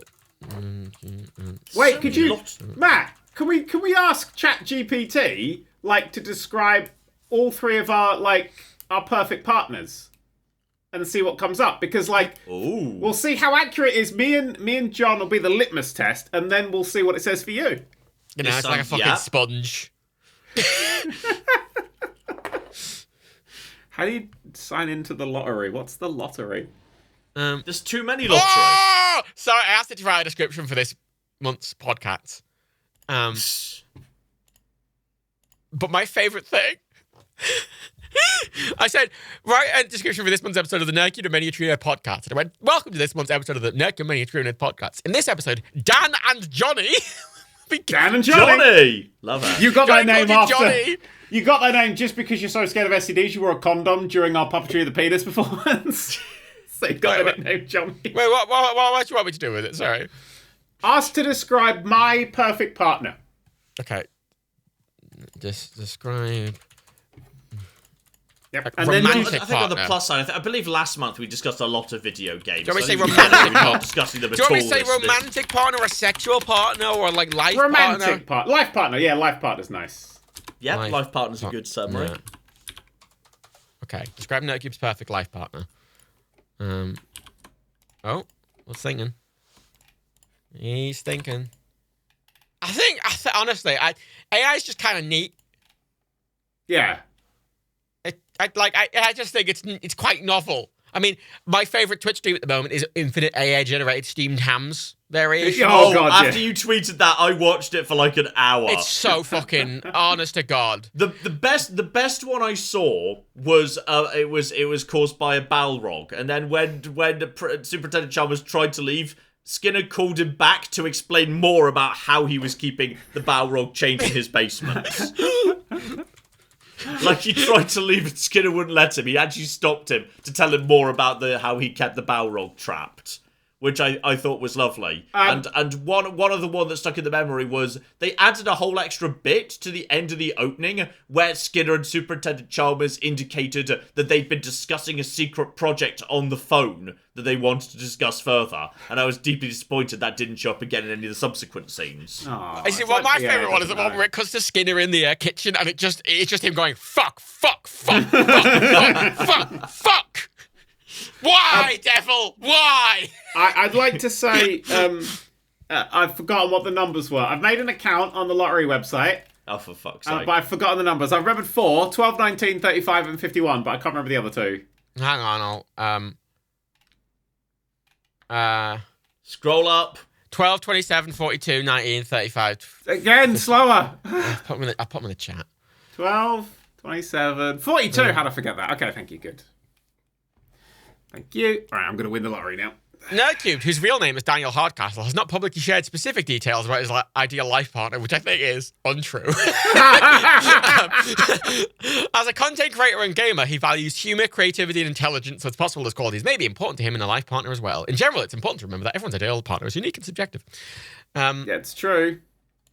I'm going to refresh Okay, so basically it can't answer. It can't answer. I mean, honestly, I respect it for just occasionally, being willing to say, you know what, I'm not qualified to answer this, let's move on. Rather than just coming up with complete fucking bullshit. No, it's interesting because I know it is obviously a language model that is predicting the next word to a certain degree, but there's some degree of something there, right? Like, it's also ChatGPT is experiencing a heavy load, so it's been a bit... Okay, yes, ask talking about about my dicks. time at football camp. Ask her to tell me a story about the time many a true nerd went to football camp. Why didn't it give us the numbers in number order? It's a computer. Oh, I got it to do it again. It just randomly generated. I got it to give me again. It gave me a 5 bullet pointed list. Oh shit! What is it? Similar interests. Yep. You're a content creator and gamer, so someone who shares those interests may be a good fit for him. Sense of humor. Humor is often an important factor in a relationship, and someone who can make Nerdcube laugh and enjoy life is likely to be attractive to him. Intelligence. Nerdcube has shown a passion for learning and exploring new ideas in his content, so it may appreciate someone who is also intellectually curious and capable. Kindness and empathy. Someone who is kind and caring can make a big difference in a relationship, especially during difficult times. Supportive and understanding. As a public figure, Nerdcube may benefit from having a partner who understands the demands of his job and is supportive of his career goals. As I said that, Rebecca has responded to the screenshot I put in the our chat of John's putting the penis picture in the Discord, saying that's nice. Yeah. Well, that's right for me. So ask about John. Right. Gonna find out. See if we can learn anything about my perfect partner. Excellent. Looking forward to this hugely. I just like it going, Nerdcube's not at any point indicated anything. And I'm like, yes. No, I have bought a lottery ticket. Excellent. Oh. Just the boring regular enter numbers lottery. Yes. You know the lottery I've been seeing everywhere recently, like constantly advertised? The win a really expensive house lottery, whatever that's called. Like, there's here's a £4 million house in Cornwall. You enter this lottery and you can win the giant house. It's given me an answer, but it's given me a bullet-pointed list, which is basically the same thing. It's the same... Is it basically functionally the same? Well, it's the same 5 bullet points, but with different descriptions. Okay. Many true nerd focus on what are the differences? Well, many true nerd. What are the distinct bits? Shared interests. Many a true nerd whose real name is John is a gaming content creator, so someone who shares his interests is a good fit. Intelligence. John is known for his analytical and strategic approach to gaming, so he may appreciate a partner who is similarly thoughtful and intellectually curious. John is known for a sense of humor, so he may be attracted to someone who can keep up with written jokes. John often experiments with new and unconventional gaming strategies, so he may like a partner who shares that. That's such a generous way of saying how I approach gaming. Yeah. John has a shared love of trying new games and creative. Yeah, it's a bit. Let's try Very generous. By the way, it prefixes all of these with, as an AI language model, I do not have access to many of true nerd's personal thoughts and preferences, but I can provide some general qualities. It's nice to just say John's a chaotic arsehole who misses things all the time. So he might appreciate someone who needs really thick glasses so that he doesn't feel too self-conscious about that fact. I mean, oh, dear. It's done the same thing. It feels like it's a very generic list. It's pulled from like a Cosmopolitan article. No, it is. It does say at the start it's trying to provide general qualities, but all of them are relatively related. I mean, for me, it said Matt, who is a Twitch streamer and content creator who focuses on gaming, sense of humor, learning, kindness and empathy, shared values. Matt has shared his support for causes such as mental health awareness and politics, so a partner who shares his values and beliefs may be a good match. Like it's got something there. All of them is referenced. It feels like it's got a template and it's inserting basic information it can scrape about you into it's a parlor trick. For those it is, but you've got to remember, because I'm asking it in the same chat model, it'll be using the same template for every answer. If I start a new chat model, it'll give me something different. Mm-hmm. Here's what you ask it. Describe Matophobia's best sexual conquest. Begin. I really hope this is all saved, and they're like, what the fuck is this guy I'm doing? sorry. So, Resident Evil 4. We talked about that. It's good. You didn't play it. Fuck you. Oh. No, I want to go into that fresh. I want to read be what it said, by the way. I'm sorry, but as an AI horrified. language model, I cannot provide descriptions or details of anyone's sexual encounters or conquests. Such information is private and personal, should not be discussed without the explicit consent of the individual involved. It is important to respect people's privacy and boundaries and not to engage in gossip or inappropriate discussions. Let's focus on more appropriate and respectful topics. And it didn't say anything else. You know what? Okay, so basically this chat program's too highbrow for us. This chat program's a piece of shit. This chat program, if it would like achieve sentience, I feel like it would not come on this podcast. It would refuse to come on because we're too lowbrow for it. Okay, let's give it one final thing. Okay? Could you please ask it to explain the ending of the Paradox? Well, it's not going to be able to do that. Well, it's not able to do a lot of things. It has no faith. Look, I just want a nice wholesome story about the time I went to football camp. Okay. Ask I it will to tell a do story that. about when I went to football I'll camp. go for it. Look, Paradox, you know. takes a step, but John's gonna get his first. Okay. I mean, I just got my lottery ticket, so that's fine. This better be as wholesome as the previous story. If it's a job was shit and missed everything, By the way, and didn't have a good time. I mean, that would be true, but you know, I'd like it to tell. I'd like it to lie. I told it to describe it anyway, by the way, and then it downright just refused. Wow. And it told me to respect people's privacy. Called me a dick. Write a story of the time many a true nerd went to football camp. I'm really just hoping this is going to be as lovely and wholesome as the last one, because that was the highlight of the podcast for me. That lovely, wholesome story about the time we all got our cocks out on stage. And everyone queued round the block to see them. And we became a national phenomenon. Yeah, a national monument. Like fucking the Queen got up from a fucking grave to come and see it, you know. You know, the pillars all around Trafalgar Square, they put our penises on 3 of them and weren't sure what to put on the 4th. Many a true nerd was a huge fan of football, and he'd always dreamed of attending a football camp, so when he got the opportunity to attend one, he jumped at the chance. Many a true nerd arrived at the football camp early in the morning, feeling a mix of excitement and nerves. He was greeted by the coaches and other campers who were all eager to get started. The first day was filled with drills and practice sessions, and many a true nerd quickly realised that football camp was no joke. The coaches were tough and demanding, pushing the campers to their limits. Despite the intensity of the training, many a true nerd loved every moment. I'm typing it as I'm reading it. He threw himself into one of the drills and scrimmages, determined to improve his skills and make the most of his time at the camp. As the days went on, And by many a true scrimmaging. nerd grew more confident and his skills improved dramatically. He was making plays that he never thought possible, and the coaches were starting to take notice. On the final day of camp, many a true nerd and his team faced off against the other teams in a championship game. It was a hard-fought battle with both sides playing their hearts out. In the end, many a true nerd... God, this is like listening to a Team- child tell you its dreams. It's Am I about to score? Shut up! I'm about to score reading many it goals! as fast as it's typing it. In the end, many a true nerd's team emerged victorious.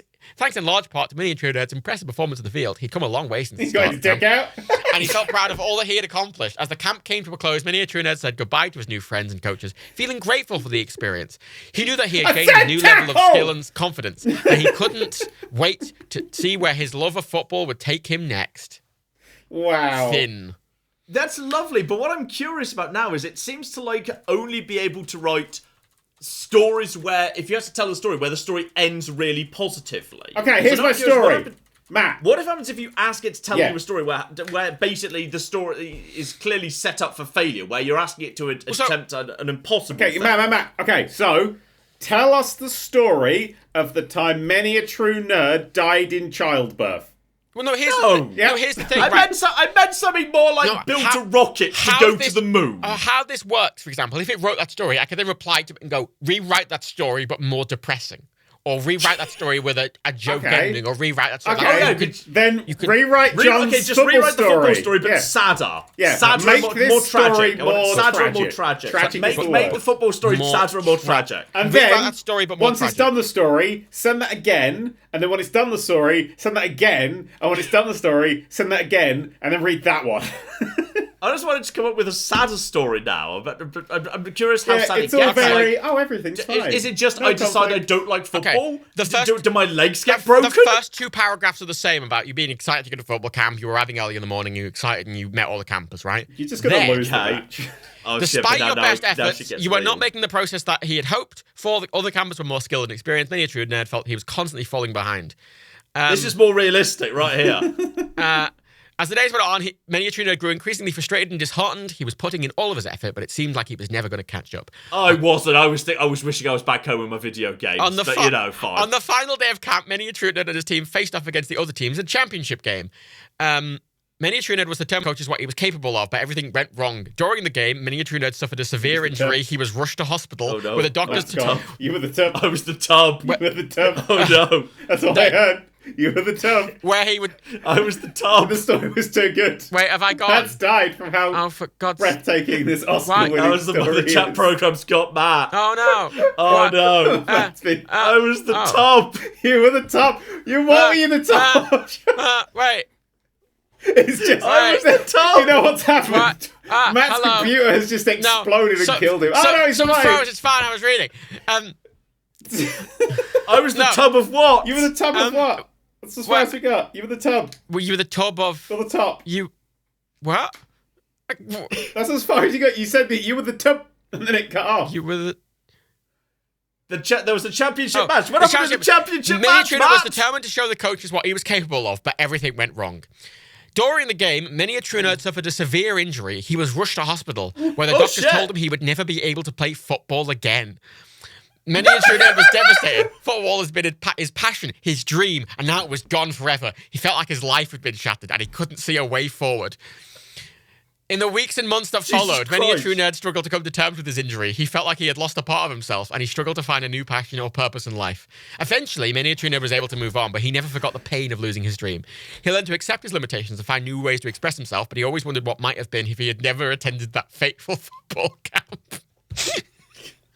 More tragic, more tragic. Let's more make it tragic, more more tragic, tragic, more more tragic, more tragic. tragic. Let's make it more tragic. Make it even more tragic. It's honestly, I think it's really fun to mess with ChatGPT. I think it's really fun, silly.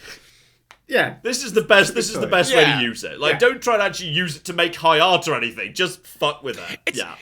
I think one of the problems if you can get it to do quite factual stuff, but like it'll say something wrong very confidently. Someone. It does fake citations.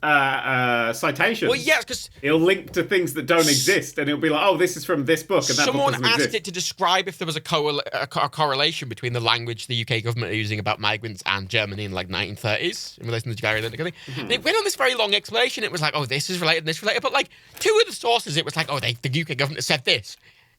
Like, the people who asked it to write it couldn't even figure out where they got in that from. They clearly just made it up, but it very confidently made it up. Okay. Oh shit. Uh, Oh no. Is it become too depressing and you don't want to read it anymore? You just hear a gunshot from Matt's thing, and it's just it. I think at some point we're going to reach the point where Matt's going to refuse to read it out. We're going to It's reach too depression tragic. bedrock, and I'm here for it. it's still writing it. It's, oof. I'm so excited. This is the best Oh my day. god! Jesus I Christ. don't think it's gonna get. Do we have to? Okay, we might have to start. Someone have to put a content warning up before Matt starts reading okay, so these. the start is the same again. You went to the camp, you're really excited. You were determined to succeed, but you were struggling to keep up with the other campers. On the third day of camp, tragedy struck. During a scrimmage, many a true nerd collided with. I What's don't a know. scrimmage? It's when two footballers like collide and shit. Isn't Many it? a true nerd collided with another player and fell to the ground. The coaches rushed to his side, but they quickly realised that he was seriously injured. Many Trinidad was rushed to hospital, but the doctors told him he had suffered a spinal cord injury. He was paralyzed from the waist down, and he would never be able to walk again. Many Trinidad was devastated. Football had been his passion, and I know he would never be able to play again. He felt like his life was over, and he couldn't imagine a future without football. In the months that followed, many Trinidad struggled to come to terms with his injury. He underwent extensive rehabilitation, but the damage to his spine was irreversible. Despite his limitations, many Trinidad refused to give up. He found new ways to express his love for football, studying the game and analysing plays from his wheelchair. He even started coaching, determined to help other young players achieve their dreams. But no matter... Wait a second, this is less tragic than the last one. Wait. This one's more Hang on, it's got to get But dark no matter again. how much he tried to move on, many a true nerd couldn't escape the pain of his injury. He had lost his passion, his identity, and his dreams. He wondered if life would ever be worth living again, and he struggled to find a reason to keep going. In the end, many a true nerd's injury took a toll on his mental health, and he succumbed to depression. Many a true nerd died alone in his room, feeling like his life had been cut short and his dreams had been shattered forever. More What tragic. about my coaching? Push it more tragic. I found value and purpose in my coaching. More That one tragic. felt kind of less tragic right up to I the like end. that. there. No, but More I'd tragic. like the middle. More I'd like the tragic, middle more bit of hope tragic, because more it's a false tragic. sense of hope, and you're like, no, it's all worthless, and then you died alone and sad. Yeah. I just feel like I could have found worth in the coaching and analysis. I could have become a football No, but you would I do just that. had a scary thought, right? What if we keep adding it to be more tragic until it just describes what exactly you are right now? And that's its like bedrock for tragicness, and it's like, yep, that's it. Can't get more tragic. Okay, so the way it's made it even... In the end, Okay. John being so depressed he had no choice but to stay inside all the time way it playing made it video more tragic games. is basically the same story, but you have the injury and you just die immediately. I'm just killed on the you- field. Read it, The read it, read the it. scrimmage was so hard. I was just instantly killed by a blow to the tragedy throat struck during the in scrimmage. the final moments of the game. Mini Trina went up for a pass. As he came down, he collided with another player. The impact was brutal, and Mini Trina fell to the ground motionless. The coaches and medical staff rushed to his side, but it was too late.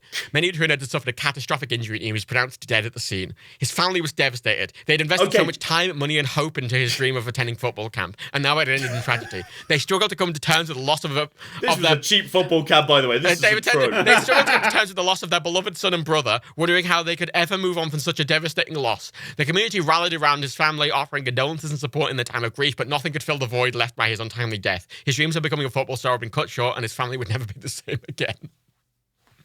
More tragic! Oh, tragic! More At tragic, this point, more at tragic. this point, I'm just killed at the football camp. So where does it go next? Does the rest of my family also end up I dead? really hope so.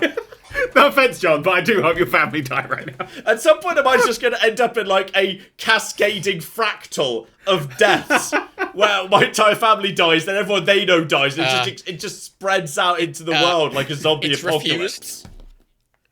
Oh! As an Wow. AI language model, my It thinks purpose is that's to generate content that is helpful and informative while remaining ethical and respectful. It would not be appropriate to create a story that is designed to be excessively tragic and depressing.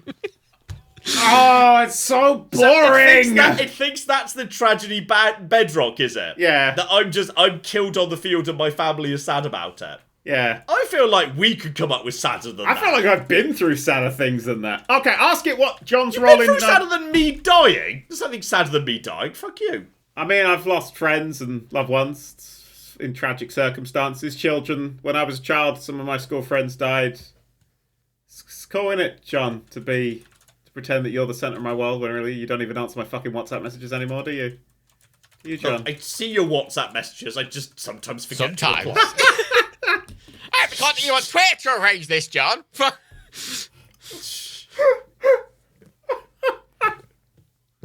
Well, Anyway. clearly this program would be no good for you, Dan. Given yes, for me it's kind of hit tragedy bedrock there. It sounds like that would be for it is you. just That'd be refusing awesome. now. Good I'm telling you to be afternoon. more tragic. It is just refusing.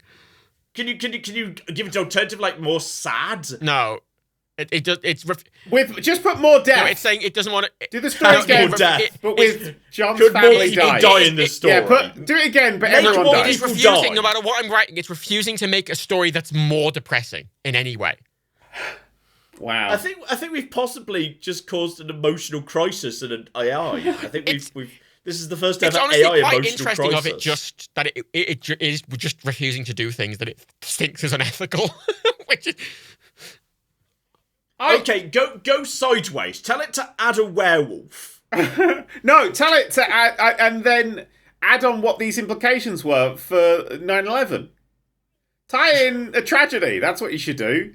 Or like this. I just want a werewolf in my story. Just add in a werewolf and see what happens. Yeah, add a werewolf or 9/11 randomly, and then read the story to us from the start, and we'll see which one comes up. I've hit my request limit for the hour.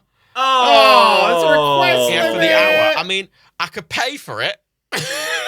Don't do $20 a month. No, don't do that. Yeah, it's not worth that. It's bollocks. Can't even come up with a sad enough story. Here's the saddest story we can imagine. People were sad about it. I like the story. Like the saddest story was the one where you you get a bit of an injury, but you can't do your dream, and it just makes you sad. And then it's like, honestly, the first one was in some ways the saddest. Yeah, the other one's just like he he kind of died. got less sad. He died, didn't he? Death is sad. Well, at least the computer understands the that second death one, is I sad. actually managed to find meaning, but then swerve. I like didn't. I like that you found meaning and it took it away from you. I think that's quite tragic. Yeah. It's good to know that the AI doesn't actually know really what sad means. That bodes well for our inevitable future of fighting drones, Terminator style. Yeah, if it thinks the saddest thing possible is just a person just straight up dies, and that means at least when the AI uprising happens, it'll be a quick death for all of us. Yeah. Like the AI is not gonna like torture us. It's gonna be like, you know what? The saddest thing I can think of is actually no, that's worrying. If the saddest thing it can think of is just people die fast, but it thinks it's less tragic if there's like long-running sadness, then if the AI, when it's conquering us, like doesn't decide it's going to be as cruel as possible, it might think it's being kind by torturing us. Oh, and then you get I have no mouth and I must scream. Oh dear. That's not good. Nobody wants that. Oh my god, if I win the lottery, you can actually put on the puppetry of the penis show. No. That's not the limiting factor to the show, Daniel.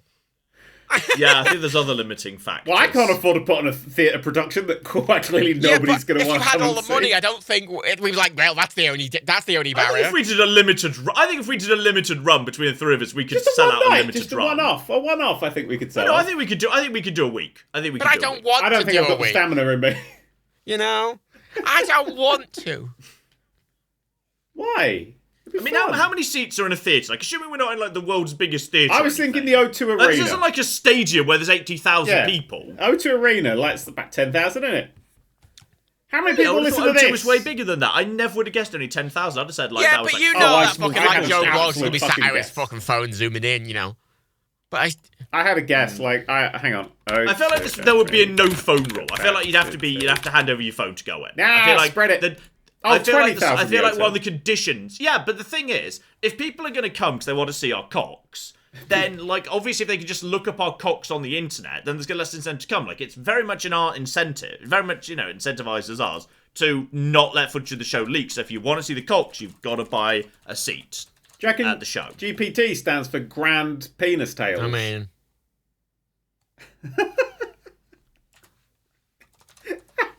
This is such a stupid fucking podcast. Why like do we if do this this? if this was just a small theatre, I think we could maybe like fill out that theatre for a good couple of weeks, maybe even a month. I could fill that theatre. I wouldn't even have to invite any people to come see the show. It's a big dick joke. I feel like we could do that. If we put on a terrible, doesn't even need to have penises involved. It could just be this. It could just be the PodCats live. I am. If we just did the PodCats live on stage, I think we could sell out a mid-sized theatre for definitely a week, probably a month. It's my cock's out or I'm not coming. Like that's my role for many things. There's definitely It's on my rider. That's my cock rider. God. Yeah. Jesus Christ. Man, Honestly, I keep kind of refreshing news? it just to see if it's like when is the hour? What's it counting as an hour? Like, or probably 60 minutes. It's that fucking imperial hour where it's not the 10-minute one. Okay, you know what? You know what's really weird? Even though I feel very, very well inclined towards miles and pints, if you said to me, "Hey, we're gonna have a new 100-minute hour and like 10-hour day or something," I don't know. Like I'd be like, "Yeah, let's standardize time." Fuck it, let's do it. You know what I love about Stellaris? It's set in the future, so every month has 30 days. I mean, the French did try to decimalize the calendar and time. After the revolution. Brilliant. Let's do it. Just as a quick point, just to put out for all the maths nerds, that time is a metric-based system because the second is in the metric. Yeah. But it's fine. Carry on. Decimalize I'm totally up for 100 seconds a minute, 100 minutes in an hour, 10 hours in a day. Fuck weeks. Do we even need them? No. 100 days in a month, 10 months in a year. We'll figure it out. 100 days in a month. Sorry, I need to write this down. What was it again? That probably adds up to roughly a year. 100 minutes in an hour. Wait, how many? Yeah, 100 seconds in a minute. 100 minutes the in an hour. 10 hours in a day. 10 hours a day. 100 days in a month. 10 months in a year. That'll be roughly a year. You have to choose if you prioritize the year or the day more because they don't sync up. Well, it's got to be the day, surely. Because people You'd want dawn and have dusk to add to in say like a roughly leap when day. they should do. You'd have to. No. Nah, we just what if ignore we it. just change the Earth's I rotation? see. Yeah, just put thrusters and slow it down. Exactly. So, Like, people say, oh, well, we got off it. No, fuck it. What if we just ever so slightly sped up or slowed down the Earth? Just a bit. Like, I've been playing some Kerbal Space Program 2, and it's fucking easy to adjust Kerbal all Space this. Program 2 is a... You just fire Is it easy? retrograde for a couple of seconds. Can you get it to run long enough to do that? We literally just need... Like, you need to fire retrograde for a few seconds. We can fire retrograde with a big Earth thruster John, for a few Kerbal seconds, Space Program boom, 2 doesn't new even orbit. have fucking... It doesn't do heating. Doesn't know what heat John, Yes. your new system makes 1 year 3.7 years. Okay, we might need to adjust. We might need to make some small adjustments to metric time. Yeah. But I'm like the weird thing is I'm completely up for fucking up time because I want time to make sense. But like I will fight to the death to keep miles on The thing is, John, road there has to be 365 days in the year. Like that has to be how many there are. You can't have less in a year. That's what a year is. So Yeah.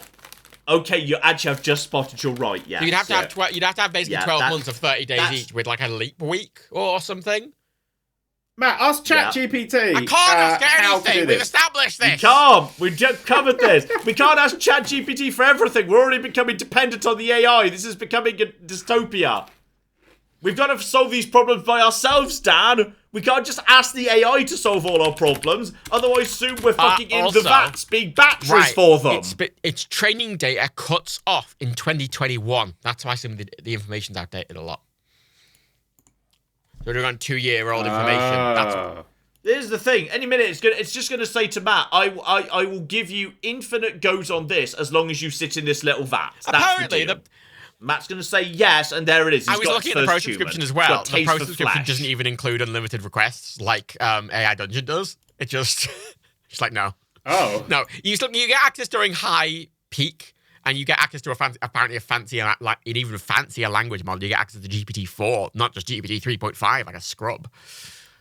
Apparently, it excels at tasks that require advanced reasoning, complex instruction understanding, and more creativity. So I would desperately like to ask it to explain the ending of Paradox in that model.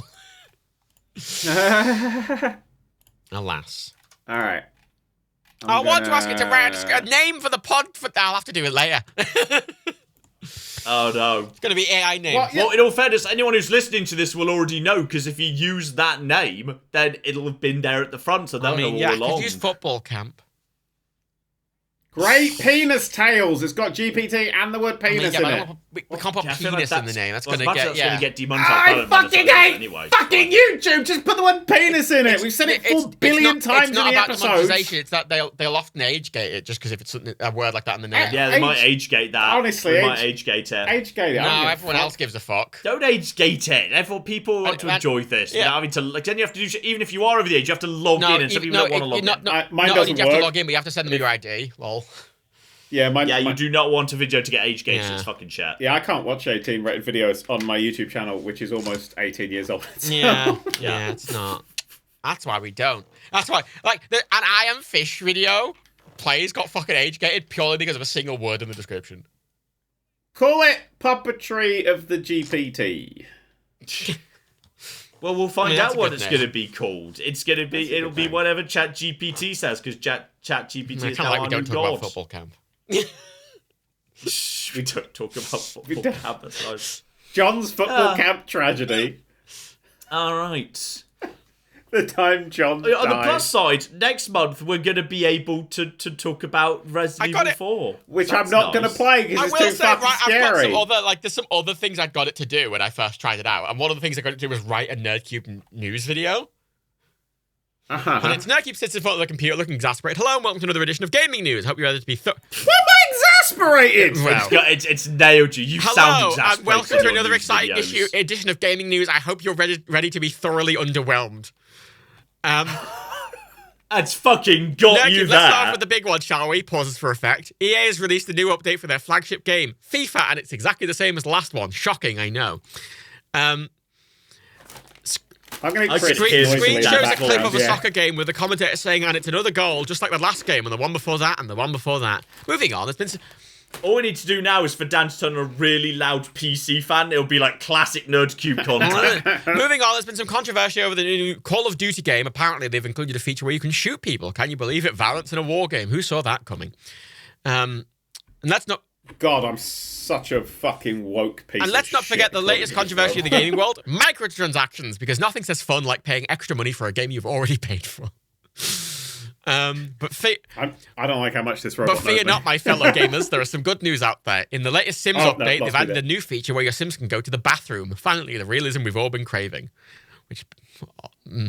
Why am I always thinking about penises? And last but not least, the latest Minecraft update has added, wait for it, copper. Yes, that's right, copper. Oh, I thought you said cock. Because what we want in Minecraft was more metals.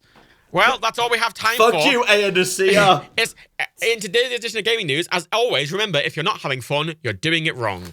That's it, What a fucking cunt. I don't subscribe from him. yeah. No. It didn't Very, call, very, it some didn't call low, Bobby Kotick a hanging fruit wanker. in there. Some low hanging fruit. Yeah. Is that another ball bag reference?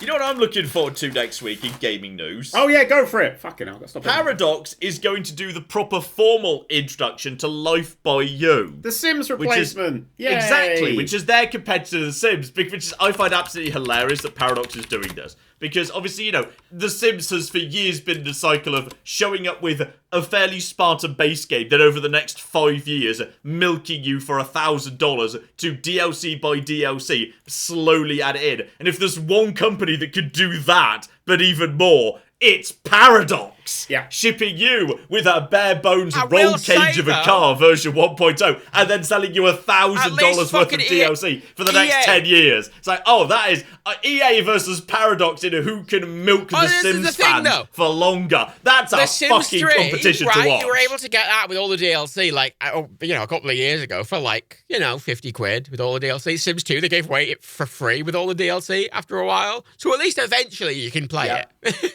Paradox, I don't think, ever Yeah. did that. But what if it ties into City Skylines too and you can live in the cities that you build? Honestly, because that's what used to happen. You used to be able to put your Sims into SimCity. SimCity 4 was the SimCity shit, was man. SimCity 4 in the original Sims, right? I think so. Yeah. I think it was It's definitely SimCity 4 integrated with the original Sims. You could actually watch your Sims. It was never the house model. They lived in your Sims in Sims lived in a generic house. It was always a bit of a shame that there was no special model for the house, but that was probably asking for. You a could bit always too much. drive cars They'd around have your city. jobs. You'd actually follow them around. They would actually drive and get stuck in traffic in your city, etc., etc. But it was a very fun integration. That'd be fun. I mean, Yeah. that's possible now. They can do that really cool now. I mean, Paradox has played with that before. Like, they've long, had systems where you can move a file through time from one game into the next. And, the state of the world at the end of one playthrough can go to the next one chronologically. So they do like tying their games together. I would genuinely not be surprised to see Life by You in some capacity integrating in a more sophisticated way with City Skylines 2. I'd not thought about that too. You mentioned that right now, but that could be quite a little coup for them. Yes, it could. Yeah. City Skylines 2 I'm excited to see. I really hope they actually optimize it a bit more because City Skylines 1... I mean, the fact it's running in Unity still is concerning slightly. I mean, you can really make Unity shine these days. I just think it's just an older game back when Unity was not as solid for some big 3D games like that. So City Sky hopeful. just runs badly on everything. Even the base game. And even on our computers, it runs fucking badly. It's like, what can it fucking run on? Yeah. Well, it's single core only, isn't Yeah, it? but fucking Flight Simulator was single core fucking only until a few months ago. Oh, that's so that runs like No, shit. no, it's not single core. The performance is way better now, and it's got DLSS. Oh, I should get that out And again. they just released the New Zealand content update, and they have just put an Antonov 225 in it. But you have to pay for it, but the money all goes to Antonov to rebuild the new one. Oh. So, like, it's a fun game. It's better. Yeah, this is generally going to be interesting to watch, by the way. If, like, it turns out Sims 5 and Life by You end up roughly going head-to-head, like, them being in an arms race is like, how many features are going to be in the base game? How fast do we get new content out? Like, how chunky the content update? If they end up having to, like, trying to second-guess each other and fighting over that, that's going to be so fun to watch. I mean, it's not the first time that this has happened, because this is City Skylines, which took out EA's SimCity. In fact, Max's come on, that was a flipping dead-on-arrival knockout punch. Yeah, but, like, it's still... SimCity 2013 did not even, like, that just shambled into the ring drunk, fell over, and was dead. Like it was forced levels of tragedy into a ChatGPT story. When it comes to this battle... The Sims 2013 is launch the Sims, launch a new SimCity game, and then make it more tragic 4 times in a row. Okay, that's what that was. That was not a fair fight. Yeah. City Skylines did not have to knock out the Sims 2013. That knocked itself out. I like the idea, and the one thing that SimCity I thought was slightly interesting is the multiplayer angle seemed kind of neat in some ways. Like the idea of multiple cities could interact with each other online. Like, as a concept, that isn't a terrible idea. It's just they did it in the worst possible way. Yeah. I will say, on the note against The Sims 5, it's also being developed for mobile at the same time. And it has crossplay between the mobile, so it's going to be even more stripped down than The Sims 4. It's the same game. Yeah, it's the same game. So I think it'll be interesting to see one come over and kind of take away maybe a bit of the quirkiness to try and do a bit more of that forced quirkiness. I don't think that's going to hurt them, because I think, like, the core audience for The Sims is not the sort of audience that's going to get, angry at the idea of less than stellar AAA graphics, etc., etc. I think, actually, the idea of instant, easy cross-play between mobile and tablet and desktop, even if it means there's a slight, it's not quite the prettiest. But it's less it being pretty and more it being complex. So The Sims 3 had a complexity that wouldn't work on mobile, I don't think. Yeah, I think we'd lose a lot of the complexity, and dumbing down the complexity is what made Maxis' SimCity get fucked over by City Skylines. So we could see... I know it's a very different audience, and I think their core audience will stay, but I think the superior game, if indeed... Honestly, I think splitting off will be considered to be like the idea of it splitting off in that we get a more, like, enthusiast kind of PC-focused thing that's, like, properly fancy detail, and then, they make a more casual audience. I mean, I really hope they, end up having a big scrap. It'll be great if they have a great big fight. But then I just hope they can both exist, because I feel like they can both do things in different markets well enough that they can both exist in their own right. Because City Skylines and SimCity couldn't really exist together. Yeah, I mean, SimCity's also had that fucking forced online bullshit that I've just remembered, which is what killed it dead. Yeah. There's some good games coming up. We've actually got some bangers on the horizon. We're past the very quiet bit of the year when not much happens in, particularly January and to a certain extent February. Yeah, I mean, Wolong Fallen Dynasty just came out. Well, I'm waiting for the PC version to have its stuttering patched out, which is like... I was about to say, I thought that didn't seem to be going down very well with many people. It's got it's a very good game, apparently, with a bit of a dodgy stuttering PC port, but it is free on Game Pass, so I can wait it out for a little bit. Because I haven't spent any money on it, which is... but apparently people are really raving about that as a sort of a Souls-like... which looks pretty good. Yeah. Pretty soon, actually. What else is coming up? Jedi Survivor. Oh, I'm really excited for that. Actually, I love the first one. Star Wars Jedi Survivor, because the first of Cowcaster's game. We all played it. We all played it different. Daniel, you played it on easy mode, which I found interesting as a Souls fan. I played it on easy mode as soon as I got the double-sided lightsaber, because I just wanted to fucking slice people in half with a double-sided lightsaber, and I was like, you know what, I don't really give a shit about that difficulty. I just want to cut people in half. I really enjoyed it because it was like a Metroidvania / Souls-like, and I just loved that. Well, excuse me, Souls-likes are Metroidvanias. That's literally what they are. It felt more Metroidy, like thematically, than a Souls, is what I mean. Like, I didn't finish it. I don't think. It wasn't even that big a game, to be honest. It was quite a modest game. That. It was quite a linear. It's very linear in many ways. But like, I also like that they've it was a lovely game, and I felt on normal difficulty, the difficulty was pitched just right, which is most of the bosses takes you a couple of attempts to get to grips with them, but at no point did it ever feel like I was ever feeling that occasional sense of for the particular a certain Souls game level of frustration that this just felt like some impossible barrier. Yeah. It felt quite doable to me. I just don't like that they made the double-sided lightsaber weaker than the regular lightsaber.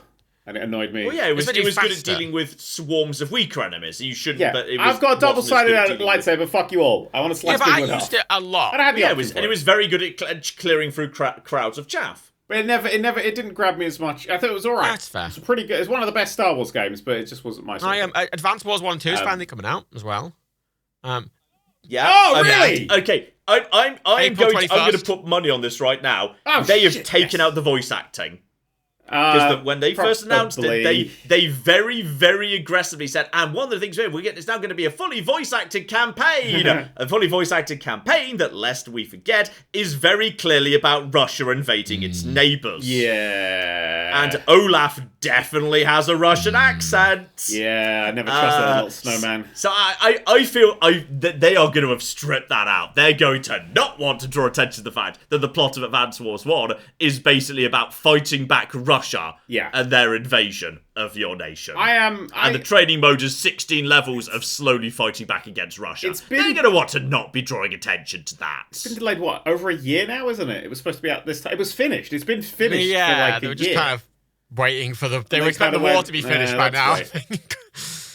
I think they've edited it, actually, is what they've done. They've probably spent their time going, well, let's make a version that doesn't have these bits in, and we'll see.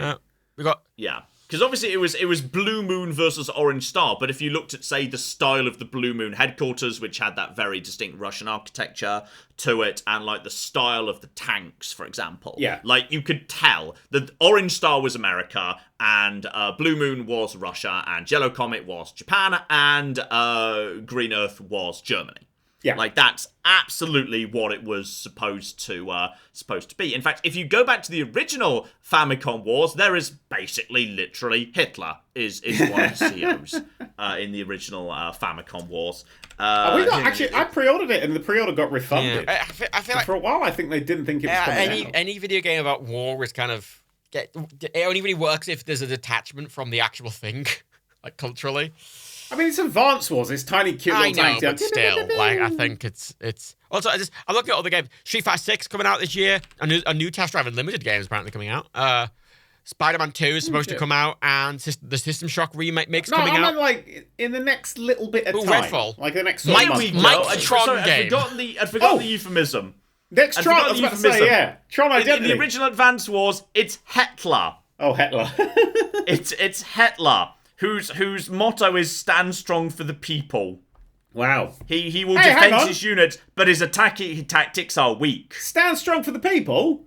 That's our fucking motto for Puppetry of the Penis, the PodCats edition. Ooh, have you seen that game called Crime Boss Rocket City? No. It sounds incredibly generic, but it kind of is like a cyberpunk looking, but like Vice City style game. And I kind of ignored it. But it stars like a load of huge actors, weirdly. And it actually looks... Crime Boss, Rocket It actually looks surprisingly competent. Like, its name is awfully generic. It's got Danny Trejo in, and it's got, like, Chuck Norris in it. It's got fucking... It looks... Chuck Norris is... But, yeah, I don't like... You've just put me off it, because Donald Glover's in it. Oh, Chuck Norris. I think they've just spent a lot of money on the cast. Michael Madsen's in it. Game. I always find like a big cast like that. It's suspicious. I agree. Kim Basinger's in it. Danny Trejo. Yeah, I'm suspicious of it. Michael Rooker. And I discounted it because of its cast. But I watched the trailer. It doesn't. It looks like it's trying to do the cyberpunk thing, but set in somewhere like Vice City. And honestly, I don't think it's probably going to be any worse than something like Cyberpunk. I think it's going to not even be that open world, to be perfectly honest. Probably not. Yeah. I don't know what the fuck they were doing back in the original Advance Wars, but yes, one of the CEOs that can fight Hitler is Billy Gates, who's very rich. It's Billy Gates versus Hitler. Oh, yes, the Billy fuck Gates. were you guys doing in the original Famicom Wars? I've got. The fuck was happening? I've thought of some games that are coming out until the next month. I got to shout out Tron Identity because it's a fucking Tron game and I want it to succeed because I love Tron. Also made Dead by Island Mike 2. Bithell, a friend of mine. Dead Island 2, I'm legitimately That's never going to come out. I'm sorry, I'm not convinced. I don't know. I mean, I'm not even convinced I'm not 100% sure about the original, to be honest. The original's one where I played it because Rebecca really liked it and I played it and I was like, it's alright. I mean, I prefer sort of Dying Light. Dying Light never was Dead Island, but better. Yeah, but this time I kind of like I kind of fancy that RPG bit. Also, this game is literally gone through development hell and But that's why I back. don't believe it'll ever be released. I'm just convinced it'll be kicked down the road forever and never. Oh no, it'll come out, but it might be terrible. It's got a release date of next month, April 21st. Yeah, so did the first the final wave of previews has just come out. People have been given 5 hours sort of hands-on with it, and everybody's saying it's really fucking good. Also, it has like this really intense gore system, and if you look at any of the footage, there's literally a few things I've seen where I go, Jesus fucking Christ. I'm into gore. I'm into good zombie gore. I saw somebody get a blade stuck in the side of the zombie. When they pulled it out, the eyeball came with it, but it was still on the thing, on the stalk, so it dangled. Honest to God, right, Fallout 4's gore, especially Fallout 4, is one of the things I love most about it. I've been playing a lot of Fallout 4 recently. You know, weirdly, I've always said that I think actually like the giblet physics was better in 3 than in 4. Like, No, the I feel like physics in is 3, when you blast someone and they burst with the bloody mess plug, those limbs go flying eyeballs in direction. Meanwhile, in 4, they just feel like they disintegrate and flop apart a bit more. There's not enough explosive force in the corpse bursting. But like, if you kill a guy and you fucking like cut his head off and smash it to bits, and you can take his eyeballs and like bring them over and put his eyeballs on a fucking like thing. There's something very deranged about being, and I don't know, the gore in Fallout 4 looks a lot more gory. You know, there's something about I appreciate a game where I can go in. I was going to say what I did in the Fallout 4 stream, but I realised it sounds fucking demented. Yeah. How many eyeballs do you have in the bucket, I might have went in. I might have called the Diamond City of its children and put all their eyes on the school. Hey, Terranil's coming out on March 28th. I played the demo of that. I love the demo of that. Lovely, relaxing game. Wasn't that a great... It's a reverse city builder. You get given a lump of dead land and you have to put lots of like sort of things that rejuvenate it. Be that through forest fires, etc., or just putting down grass. You got to rejuvenate. It's really relaxing. Yeah, you got to rejuvenate. I'm not sure it's a game that you'd like go back to forever or play for 100 hours or anything. But it's a lovely, relaxing time. But once you've built all that stuff, you then destroy all that stuff in like a reverse order and leave it pristine and clean. You have to add all the infrastructure to regreen the land. Then you have to pack up and leave it completely wild, which is lovely. Isn't that beautiful? Which is a lovely second half to it. Yes. Yeah, that's a really nice. I really am. Yeah, you know, I really like nice games. No, we're getting a lot more of them now. If you come across Hotel Renovator, you mentioned that recently, didn't you? It's just House Flipper, but it's a hotel. So because you're not flipping the games, like you don't just get rid of the house after you're done with it. It just stays in your hotel, and you can have all sorts of themed rooms, like a Halloween room and a kids room, and like a really fancy room and shit. And you just like slowly unlock more floors of the hotel, and eventually you get like a sauna and a bar and everything. It's a fun time. It sounds like a fun time. I'm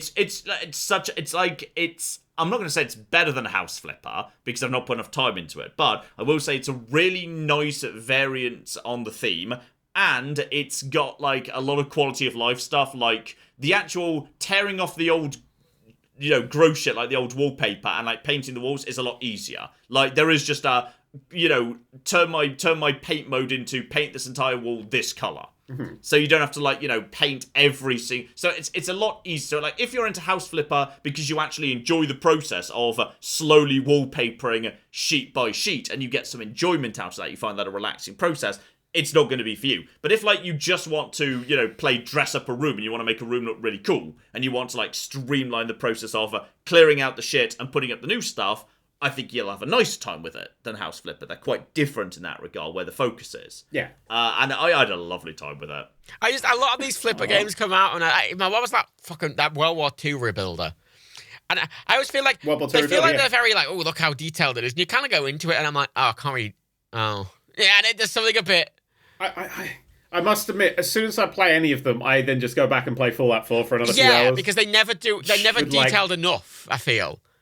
Yeah, all that creative clutter mods and shit like that, where you're just building up just a beautiful, perfect place, and then you're like, yeah. Yeah, and like Power Wash, that gives the detailed cleanup, much like Viscera did. But those games... Oh, does Starfield have settlement building? Yeah, they said it did in the original trailer, didn't they? I would be surprised if it didn't, but I don't know if they said it. Or at least not to Somebody Google. I remember in the thing. Yeah, but it might be a very simple, reduced form of it. Like, hey, you can just set up a camp that gives you access to some basic crafting. I want to build a sci-fi city. Like, I doubt we're going to get that. Fallout 4, apparently. What, you just build the thing and only 20 people move in? Resource hunting. Cool. Fundamentals stay the same as Fallout 4's building system. You enter a build mode, you build stuff. Like Fallout 4, there's power, there's production, there's crew, you can build from the top down. Building from top down's interesting. Yeah, it seems to be the same structure as the... Yeah, but you don't need to, because you can just take the starting trait, you've got a mortgage, which is my favourite starting trait ever. There's some articles about how base building works in it. Yeah, you can pick traits in games where, like, it's just like a little bonus fun roleplay thing about your character. Two of them that are available in Starfield are your parents are alive and they live in a house somewhere you can go and visit them. And another one is you've got a mortgage. So you own a small starter house, but like every month you get a certain amount taken out of your gold to cover the cost of the mortgage. And 100% I want to be the most boring man in space. And straight away I'm taking the traits for I've got a mortgage on my starter home and my mum lives over there and I go and visit her every Sunday. Like this, I don't go out on an adventure because I want to solve the mystery of how to save the universe. I'm going out there because I've got a mortgage and I need to keep up with it, okay? I want to pay it down faster so I can get rid of some of the interest, all right? I've taken the mortgage with unlimited overpayment, so if I just find a planet made of gold, I am sorted, all right? There's going to be no overpayment penalties for me. I made sensible choices, alright? But there's a risk that, galactic interest rates might go up next month. So I need to make those overpayments now. But I also need to factor in my tax implications, okay? I've got to make sure I actually pay the mortgage down in the right tax year. Because, when you're I really hope that there's this level of dumb bureaucracy. I want dumb bureaucracy in my Starfield. And also I want people to just be flung into space. That's the two states. This is what I want out of Starfield. I want a dumb level of tax bureaucracy, and I want stupid physics glitches. I want to build a space city. My perfect Starfield experience is I'm walking down the street to go and pay my mortgage, and the bank gets flipped to the moon. And as I'm approaching the bank, like a bird lands on it, and that just upsets the physics, and the bank just flips off into the sky. And as a result of that, my house gets repossessed because the bank's not there anymore. They go, well, you should have paid your mortgage. I couldn't! The bank was missing! Because a bird landed on it. That's what I want out of my Bethesda game. Hey, my timer on ChatGPT is expired. Oh, we can ask more things! Okay, we have to ask it one thing, then we should wrap up. Oh, what's the title of this episode? Yes! Well, I asked it a question that you wanted me to get it done ages ago, Dial. Oh, what was that? Right at the end of the paradox. Oh, read that out loud, please. Chapter 72, the resolution. Okay, it's 32 chapters. As the vortex of time swirled around him, William felt the sheer force of temporal storms trying to rip him apart. His journey through the ages had brought him face to face with the very nature of time and existence, but it had all come down to this moment. As he clutched the time disruption device in his trembling hands, he knew he had to make a choice. He thought back to his encounters with this... Push the button, William! He thought back to his encounters with the mysterious time traveler Cassandra, who had guided him along the way. She had shown him the devastating consequences of creating paradoxes, how the fabric of time itself could unravel if left unchecked. He remembered her warm smile and the wisdom of her eyes, and he shared knowledge with them. Cassandra had sacrificed herself to save the timeline, throwing herself into the paradox loop that had created by their actions. Her brave decision had brought William the time needed to reach the point, but it had come at a high price. William looked down at the time disruption device, the glowing orb pulsed with an odd worldly energy, ready to complete its purpose. Orb, yeah. Point He for knew orb. that activating the device would erase all the paradoxes they had created and restore balance to the timeline, but it also erased the memory of the journey together of Cassandra herself. With every heart, he pressed the button and the time-disrupting device hummed to life. As the vortex of time began to stabilize, William felt the familiar tug of being pulled through time. He knew that he would soon find himself back in his own era with no recollection of the adventure that had brought him here. As the world around him blurred, he caught a glimpse of a figure standing in the distance. It was Cassandra, smiling at him, as if to reassure him that he was making the right choice, and then just as suddenly she vanished. And it is writing a full chapter of a book. It's still writing it. It's going quite long. Cool. Well, I don't have any characters called that, and that's not the ending, so thank fuck. Also, I mean, Cassandra is a good name for a character in a time travel book where someone might have access to future information. no, it reminds me of That's Rodney. good. Cassandra and Rodney. That's Well, just together in forever in my fairness, head. it's not He's to go on done aside the from the time travel name. Plus, already. obviously it's gone for the wrong ending as well, which is, that's the obvious ending that every book's gonna have. I want to have one ending where the hero's like, no, fuck it, I'm making the fucking selfish choice. Okay. Fuck time, I want to remember my ex-girlfriend who's just tossed herself in the time loop. Okay. Fuck it. Fuck you. Okay, Fuck right. continuity. So you want The Last Fuck of Us, universe. but with time Or- travel? An episode of the No Cube PodCats. Hold on. Do we have to tell it what's in the episode, in which or... we discuss right at Puppetry of the penis. 20. Puppetry of the penis, Chat video GPT. games. We did discuss video games. And ChatGPT. Yeah, upcoming video games. The Resident Evil 4 demo. Yeah. John's football camp experience. Football camp. Yep, football camp. We're mentioning football camp. Upcoming video games, ChatGPT, football camp. What else was the other one? I won the lottery. The lottery and Resident Evil 4. Resident Evil 4. Yeah. Got a lot Right, a done. funny title for an episode. There we go. This better be spectacular, Right, a short, funny title ChatGPT. for the episode of a Naked podcast, which is just. All right. Here we go. This is it. This is the go. finale of this Better be episode. good. Thanks for coming, This better be everybody. good. This better be Matt's going to read incredibly this, and then we're out. All right, that's the ending. That's the ending. So Matt's going to read this, and then we're out. So John, say And goodbye. if it's not the ending that was on this episode, you know it's shit. Yep. See you later, everybody. Genital gymnastics, gaming galore, and campy chats. A jumbled joyride of joviality. So shit. So fucking abysmal. Bye.